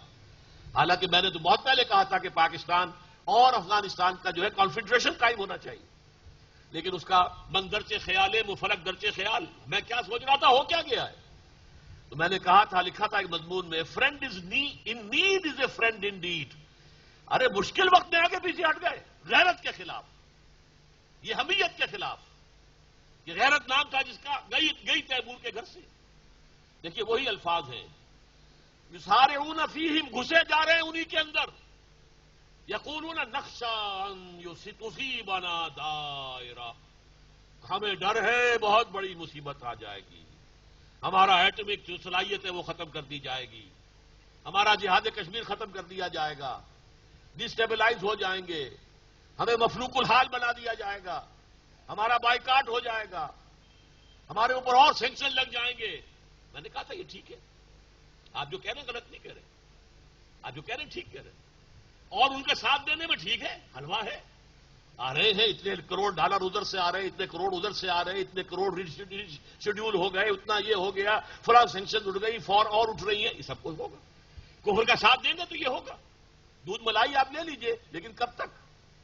بکرے کی ماں کب تک خیر منائے گی؟ یہ جو عالمی اتحاد قائم ہو رہا ہے یہ صرف افغانستان کے لیے نہیں ہے، یہ اسلام کے خلاف ہے۔ وہ جو کہہ رہے ہیں 10 سالہ جنگ چلے گی، افغانستان بیچارہ کیا ہے؟ چڑیا، باز کی اور چڑیا کی جنگ ہو رہی ہے۔ یہ تو اللہ تعالیٰ چاہے دو اور کر دے۔ وہ چڑیوں کے ذریعے سے ہاتھیوں والوں کو جو ہے شکست دے دی تھی اس نے۔ الم تر کیف فعل ربک باصحاب الفیل، کوئی عجب نہیں اللہ تعالیٰ دوبارہ دوہرا دے، وہی صورت دوبارہ پیدا کر دے اللہ۔ لیکن یہ کہ عام حالات میں دیکھیے تو افغانستان کی حیثیت کیا ہے، کیسے کیسے اسلحہ، کیسے کیسے بمبار، خوفناک قسم کے ہوائی جہاز، اور کتنے بڑے بڑے جو ہیں ان کے یہ جو ایئر کرافٹ کیریئرز جو ہیں وہ آ رہے ہیں، جہاز سمندری۔ اللہ اکبر، کس کے لیے؟ افغانستان۔ وہاں کیا برباد کرو گے؟ وہ تو پہلے ہی برباد ہو چکا ہے۔ انسانوں کو مار دو گے، اللہ اللہ خیر صلی، اور کیا رہ گیا؟ وہاں ہے کیا بات؟ ٹھیک ہے، تم نے اگر بمباری کی تھی، اگر عراق پر 10 سال پہلے بمباری کی تھی تو اس کے بعد تو بہت کچھ تھا، تم نے تہس نہس کیا، یہاں ہے کیا؟ لیکن اصل مسئلہ میرا اور آپ کا ہے، ہم اس ملک کے شہری ہیں، ہم ذمہ دار ہیں۔ اللہ یہ کہ وہ کلی پوری قوت کے ساتھ آپ کہیں ہم ساتھ نہیں ہیں، یہ یکجہتیاں جو انہوں نے منوائی ہیں یہاں پر، ہم اس کے خلاف ہیں۔ ہماری یکجہتی طالبان کے ساتھ، اسلام کے ساتھ ہونی چاہیے، عدل اور انصاف کے ساتھ ہونی چاہیے۔ انہوں نے کہہ دیا تھا طالبان نے پہلے ہی، ثبوت پیش کرو، ہم حوالے کر دیں گے، اور آج تک کوئی ثبوت نہیں۔ یہ کہا اب بھی برطانیہ نے کہا ہے کہ ثبوت نہیں ہے، یہ ایسا ثبوت نہیں ہے۔ امریکہ خود کہہ رہا ہے کہ جس کی بنیاد پر عدالتی کارروائی کی جا سکے، ایسا ثبوت نہیں ہے۔ تو ایسے ثبوت کے بغیر کیسے کسی کو مجرم ٹھہرا دیا جائے؟ اور جو یہ گروپ گیا تھا جس میں میں بھی تھا، علماء اور مشائخ، ان میں سے ہر شخص نے یہ کہا تھا کہ جناب جرنیل صاحب جب تک الزام ہو، جرم ثابت نہ ہو، وہ ملزم ہوتا ہے، مجرم نہیں ہوتا، مجرم کو سزا نہیں دی جا سکتی۔ لیکن یہ کہ ٹی وی کے اوپر بتایا گیا کہ سب لوگوں نے جو ہے ان کے ساتھ جو ہے ان کی رائے میں رائے دی ہے، انا للہ و انا الیہ راجعون۔ میں نے تو جس شور کے ساتھ یہ کہا تھا یہ غداری ہوگی، نظریہ پاکستان سے غداری، اسلام سے غداری، اور صداقت اور حق اور عدل اور انصاف کے تقاضوں سے غداری، اور اس کا اندیشہ ہے کہ پاکستان میں خانہ جنگی ہو جائے۔ یہ الفاظ میں کیا کیا ہے؟ تو فرمایا فَتَرَى الَّذِينَ فِي قُلُوبِهِم مَرَضٌ يُسَارِعُونَ فِيهِمْ، تم دیکھو گے جن کے دلوں کے اندر روگ ہے، نفاق ہے، وہ انہی کے اندر گھسے جاتے ہیں، پناہ گاہ انہی کو بنایا ہوا ہے۔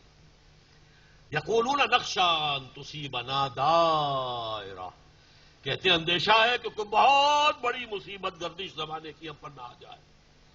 فعسى الله ان ياتي بالفتح او امر من عنده، بڑی پیاری آیت ہے اس وقت کے موقع کے حساب سے، میرے دل میں امید کے چراغ روشن ہوئے۔ ہو سکتا ہے اللہ تعالیٰ فتح عطا فرما دے اہل ایمان کو، یا اپنے پاس سے کوئی اور ایسی بات پیدا کر دے جو میں نے ابھی کہا، اصحاب فیل کا واقعہ ہو سکتا ہے۔ چمن کے مالی اگر بنا لے موافق اپنا مزاج، اب بھی چمن میں آ سکتی ہے پلٹ کر چمن سے روٹھی بہار، اب بھی، اور آج بھی ہو جو براہیم کا ایما پیدا، آج کر سکتی ہے انداز گلستان پیدا کر سکتی ہے۔ اللہ کی قوت ختم نہیں ہوئی ہے، واللہ واسع علیم، اس کی وسعتیں، اس کی قوتیں، اس کی قدرتیں، اس کے اختیارات عطا ہے۔ ہو سکتا ہے کہ اللہ تعالیٰ فتح لے آئے۔ یہ سمجھ رہے ہیں منافق کہ فتح انہی کی ہوگی، کیا پتا انہیں ذلت اور رسوائی کا سامنا کرنا پڑ جائے۔ کوئی زیادہ پرانی بات تو نہیں ہے، تقریباً 25 برس کی بات ہی ہوگی۔ امریکہ کی مہم آئی تھی کہ نہیں ایران میں، اور تباہ و برباد ہو گئی تھی کہ نہیں؟ اپنے ہاسٹیجز کو چھڑانے کے لیے کتنا بڑا ان کا وہ جو پروجیکٹ تھا، اور کس طرح برباد ہوا سیرا کے اندر۔ حالانکہ ان کا راکٹ وہ چاند پر جا کر صحیح سیکنڈ کے اعتبار سے اترتا ہے، اور زمین کے اوپر یہ حال ہو گیا، اس لیے کہ ہر قوت سے بالا تر قوت اللہ کی موجود ہے۔ تو عسى الله ان ياتي بالفتح، ہو سکتا ہے، قریب ہے کہ اللہ تعالیٰ اہل ایمان کو فتح عطا کر دے، او امر من عنده، اور پھر یا اپنی طرف سے کوئی خاص بات ایسی ظاہر کر دے، فَيُصْبِحُوا عَلَى مَا أَصَرُّوا فِي أَنفُسِهِمْ نَادِمِينَ، کہ پھر جو یہ نفاق اپنے دیوں کے اندر چھپائے ہوئے ہیں اس پر نادم ہونا پڑے۔ ہم تو سمجھ رہے تھے کہ یہ چراغ بجھا کے بجھا، یہ تو پھیل گیا نور۔ غزوہ احزاب کے موقع پر کیا تھا؟ محسوس ہوتا تھا کہ صحرا میں ایک چراغ جل رہا ہے، مدینہ منورہ چھوٹا سا شہر، چند ہزار کے نفوس، 12,000 کا لشکر آ گیا ہے۔ اِذْ من فوقکم ومن اسفل منکم وَإِذْ زَاغَتِ الْأَبْصَارُ، وہ بلغت القلوب الحناجر وتظنون باللہ الظنون، 12,000 کا لشکر. محسوس ہوتا تھا کہ اب یہ بجھا کے بجھا، یہ چراغ بجھ جائے گا، لیکن ہوا کیا؟ آندھی آئی اور ان سب کو اڑا کے لے گئی اللہ کی طرف سے. اور امر من عنده، جنگ کی نوبت ہی نہیں آئی. ایک دو مبارزتیں ہوئی ہیں کہ جو خندق کو جو ہے اپنے گھوڑے کو ایڑ لگا کر بعض لوگوں نے ادھر آگے مقابلہ کیا. عمر ابن عبد ود آیا تھا تقریباً 90 سال کی عمر کا، لیکن اتنا بڑا پہلوان تھا اسے کوئی عرب میں پچاڑ نہیں سکتا تھا. وہ آیا ہے اور اس نے آ کے جب مبارزت دی ہے، اپنے گھوڑے کو ایڑ لگائی ہے، اس نے خندق کو کود کر آ گیا مسلمانوں کی طرف. آؤ مسلمانوں کو ہے تم میں سے جو بھی سے مقابلہ کرے. حضرت علی نکلے، دیکھا مستقت تھے حضرت علی، لمبے طویل نہیں تھے. ہنسا، تم مجھ سے مقابلہ کرنے آئے ہو؟ کہ ہاں. دیکھو میں جو بھی شخص مجھ سے مقابلہ کرنے آتا ہے میں اسے پہلے 3 آپشنز دیتا ہوں کہ مجھ سے وہ اپنی کوئی خواہش جو ہے کہے کہ میں پوری کر دوں. یعنی اسے قتل تو کر ہی دینا ہے میں نے، لیکن میں اس کی 3 خواہشیں جو ہے پوری کر دینا چاہتا ہوں. کہو. فرمایا میری پہلی خواہش ہے تو مسلمان ہو جا. دوسری خواہش ہے اچھا تو میدان جنگ چھوڑ کے واپس چلا جا. نہیں. تیسری خواہش آ پھر مقابلہ کر. اب ہنسا وہ، ٹھٹا لگا. او دنیا میں کوئی ایسا شخص بھی ہے جو عمر ابن عبد ود کے ساتھ مقابلہ کرنا چاہتا ہے؟ لیکن حضرت علی نے واسل جہنم کیا اسے. تو یہ معاملہ جو اللہ تعالیٰ کی طرف سے کوئی چیز آ سکتی ہے، اب بھی آ سکتی ہے. آج بھی ہو جو براہیم کا ایما پیدا آ کر سکتی ہے انداز گلستہ پیدا. تو پھر کیا ہوگا؟ یہ اپنے دل ہی دل میں شرمندہ ہوں گے. اسروا فی انفسہم نادمین، کہ یہ ہم تو نفاق کی وجہ سے سمجھ رہے تھے کہ یہ چراغ اب بجھ جائے گا، یہ محمد اور اس کے ساتھی ختم ہو جائیں گے صلی اللہ علیہ وسلم. اسی لیے کافروں کے ساتھ دوستیاں نبھا کر رکھو، محفوظ کر کے رکھو، بچا کے رکھو، آڑے وقت میں کام آئے گی کہ دیکھو بھائی ہم تمہارا اب ساتھ دیتے رہے تھے، لہذا ہمارا کچھ خیال کر لو، اب ہم تمہارے ساتھی تھے، اسی لیے کرتے تھے نا. وَيَقُولُ الَّذِينَ آمَنُوا، اور اس وقت اہل ایمان کہیں گے أَهَٰؤُلَاءِ الَّذِينَ أَقْسَمُوا بِاللَّهِ جَهْدَ أَيْمَانِهِمْ، کیا یہ ہے وہ لوگ جو اپنی پوری ہمت اور ارادے کے ساتھ اللہ کی قسمیں کھایا کرتے تھے کہ انہم لمعکم، کہ وہ ہمارے ساتھ ہے. یہ بدماش ایسے تھے، یہ اندر سے جو ہے کفار کے ساتھ ملے ہوئے تھے، ان کا یہ دوغلا پن تھا. حبطت اعمالہم فاصبحوا خاسرین، ان کے تمام اعمال حبط ہو جائیں گے، بلکہ ہو گئے. یعنی کون سے اعمال؟ منافقین مدینہ نمازیں تو حضور کے پیچھے پڑھتے تھے کہ نہیں، بلکہ جو رئیس المنافقین تھا عبداللہ ابن ابی، وہ اپنی چودراہٹ ظاہر کرنے کے لیے جب حضور جمعے کا خطبہ دینے کے لیے کھڑے ہوتے تھے پہلے خود کھڑا ہوتا تھا. خزرج کا سردار تھا، اور خزرج جو ہے وہ 3 گنا قبیلہ تھا اوس کے مقابلے میں. حضور نے بیعت عقبہ ثانیہ کے بعد جو 12 نقیب بنائے تھے ان میں سے 9 خزرج کے تھے، 3 اوس کے تھے.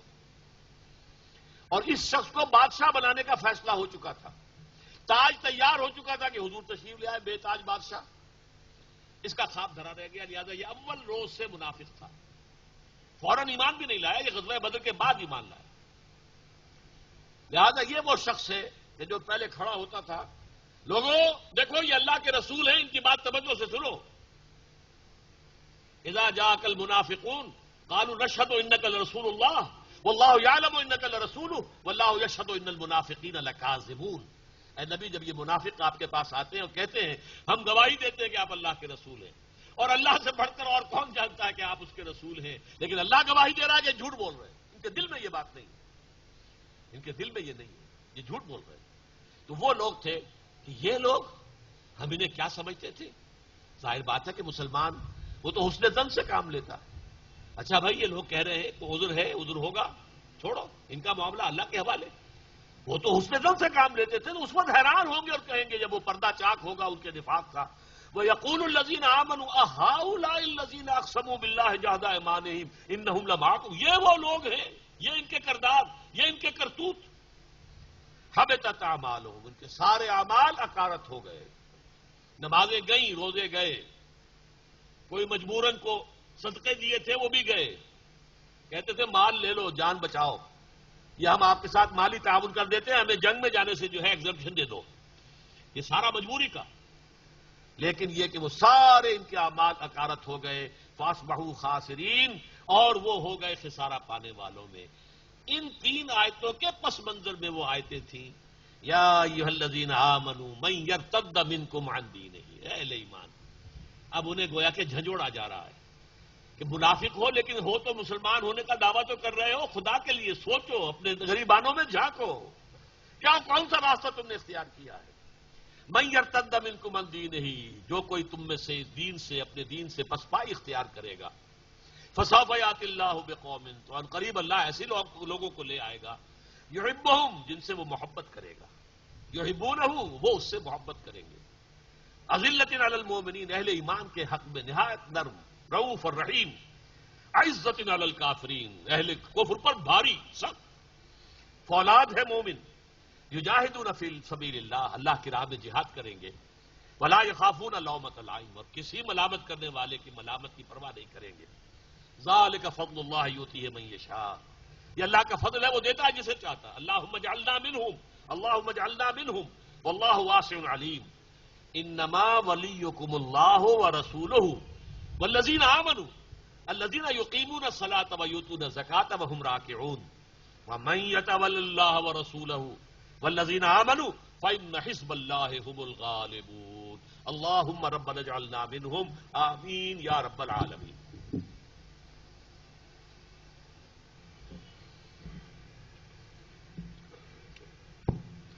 ہو حلقہ یاراں تو بریشم کی طرح نرم، رزم حق و باطل ہو تو فولاد ہے مومن۔ محترم ڈاکٹر اسرار احمد صاحب، اللہ کے محبوب بندے سورہ مائدہ کی آیات 54 تا 56 کی روشنی میں ہمیں ان کی خصوصیات سے آگاہ کر رہے تھے، اور اس سے پہلی 3 آیات کے حوالے سے انہوں نے حالات حاضرہ پر بھی کسی درجے میں روشنی ڈالی۔ اگرچہ اس سلسلے کا ان کا مفصل پروگرام کل انشاءاللہ منعقد ہوگا قرآن اکیڈمی میں صبح 10 بجے۔ قرآن اکیڈمی خیابان راحت ڈیفنس فیز 6 میں انشاءاللہ ڈاکٹر صاحب کا پروگرام کل صبح 10 بجے منعقد ہوگا، جس میں ان کے خطاب کا موضوع ہے انسانیت کے اصل دشمن کون۔ انشاءاللہ یہ تفصیلی بیان ہوگا، اور اس کے بعد سوال جواب، جو بھی سامعین وہاں شریک ہوں گے ان کے سوالات کے جوابات بھی دیے جائیں گے۔ تو اس کے لیے خواتین کے لیے بھی باپردہ شرکت کا انتظام ہے، تمام حضرات اور خواتین سے شرکت کی گزارش ہے۔ ڈاکٹر صاحب کے دروس، خطابات اور کے آڈیو ویڈیو کیسٹس اور کتابوں پر مشتمل ہمارا مکتبہ باہر موجود ہے، واپس جاتے ہوئے ان سے ضرور استفادہ کیجیے گا۔ اور آج کے پروگرام کا کیسٹ بھی کل انشاءاللہ آپ کو قرآن اکیڈمی میں مل سکے گا۔ اور آغاز میں جیسے آپ کو بتایا گیا تھا کہ انشاءاللہ رمضان المبارک کے دوران یہاں پر دورہ ترجمہ قرآن کی محفل منعقد ہوا کرے گی، جہاں ہر 4 رکعت میں جتنا قرآن مجید پڑھا جائے گا اس کا پہلے آپ کو مختصر ترجمہ اور تشریح بیان کی جائے گی، اس کے بعد تراویح میں باجماعت بیٹھیے، دعا مانگ کر جائیے۔ آپ تشریف رکھیے، دعا بھی ہوگی اس کے بعد۔ جی بس اسی پر میں ڈاکٹر صاحب سے گزارش کروں کہ وہ دعا کر لیں۔ الحمدللہ الذی ہدانا لہذا وما کنا لنہتدی لولا ان ہدانا اللہ۔ اگر آج جو کچھ بیان ہوا ہے اس سے آپ پر کوئی ہدایت کے راستے روشن ہوئے ہوں، کوئی ایسی حقیقتیں کہ جو پہلے اچھی طرح واضح نہیں تھی آج واضح ہو گئی ہوں، اس پر اللہ کا شکر ادا کیجیے، میرے لیے دعا کیجیے اور اللہ تعالیٰ سے دعا کیجیے کہ الحمدللہ الذی ہدانا لہذا، کل تعریف اس اللہ کے لیے ہے جس نے ہمیں یہ ہدایت عطا فرمائی۔ وما کنا لنہتدی لولا ان ہدانا اللہ، اور ہم ہرگز ہدایت یافتہ نہ ہو سکتے اگر اللہ ہی ہمیں ہدایت نہ دیتا۔ لیکن اس کے ساتھ ہی دوسری دعا، ربنا لا تزغ قلوبنا بعد اذ ہدیتنا، پروردگار جب تو نے ہمیں ہدایت دی ہے اب ہمارے دلوں کو ٹیڑھا نہ ہونے دے، اس ہدایت پر استقامت عطا فرما۔ اے اللہ تیری نبی نے ہمیں بتایا ہے کہ تمام انسانوں کے دل تیری 2 انگلیوں کے مابین ہیں، تو جدھر چاہتا ہے پھیر دیتا ہے۔ ہمارے دلوں کو ایمان کی طرف، تقوی کی طرف، احسان کی طرف، جہاد فی سبیل اللہ کی طرف پھیر دے۔ اے اللہ ہمارے دلوں میں سے نفاق کے بیج نکال دے۔ اے اللہ ضعف ایمان کی لعنت سے ہمیں نکال لے۔ اللہم ربنا زدنا ایمانا وہدی وعلما نافعا وعملا صالحا متقبلا۔ اے اللہ ہمارے ایمان میں اضافہ فرما، اے اللہ ہماری ہدایت میں اضافہ فرما، اے اللہ ہمارے ایسے اعمال میں اضافہ فرما کہ جو صالح ہوں اور جو تیرے ہاں شرف قبول حاصل کر لیں۔ اللہم انصر الاسلام والمسلمین، اے اللہ مسلمانوں کی مدد فرما. اللہم انصر مسلمی افغانستان، اے اللہ افغانستان کے مسلمانوں کی مدد فرما. علی عدوک وعدوہم، ان کے اور تیرے دشمنوں کے خلاف ان کی مدد فرما. اللہم لعن الکفرۃ والمشرکین، اے اللہ کافروں کو اور مشرکوں پر لعنت فرما دے. اے اللہ اللہم خالف بین کلمتہم ومزق جمعہم، ان کی جمعیت کو شیرانہ بکھیر دے، ان کو تتر بتر کر دے. وزلزل اقدامہم، ان کے قدموں میں لرزش اور کپکپاہٹ پیدا کر دے. وانزل بہم باسک الذی لا تردہ عن القوم المجرمین، اور اللہ ان پر اپنا وہ عذاب نازل فرما جو تو اپنے مجرم لوگوں کے اوپر لازماً نازل کرتا ہے. ربنا تقبل منا انک انت السمیع العلیم وتب علینا انک انت التواب الرحیم. وصلی اللہ تعالی علی خیر خلقہ محمد وآلہ واصحابہ اجمعین برحمتک یا ارحم الراحمین.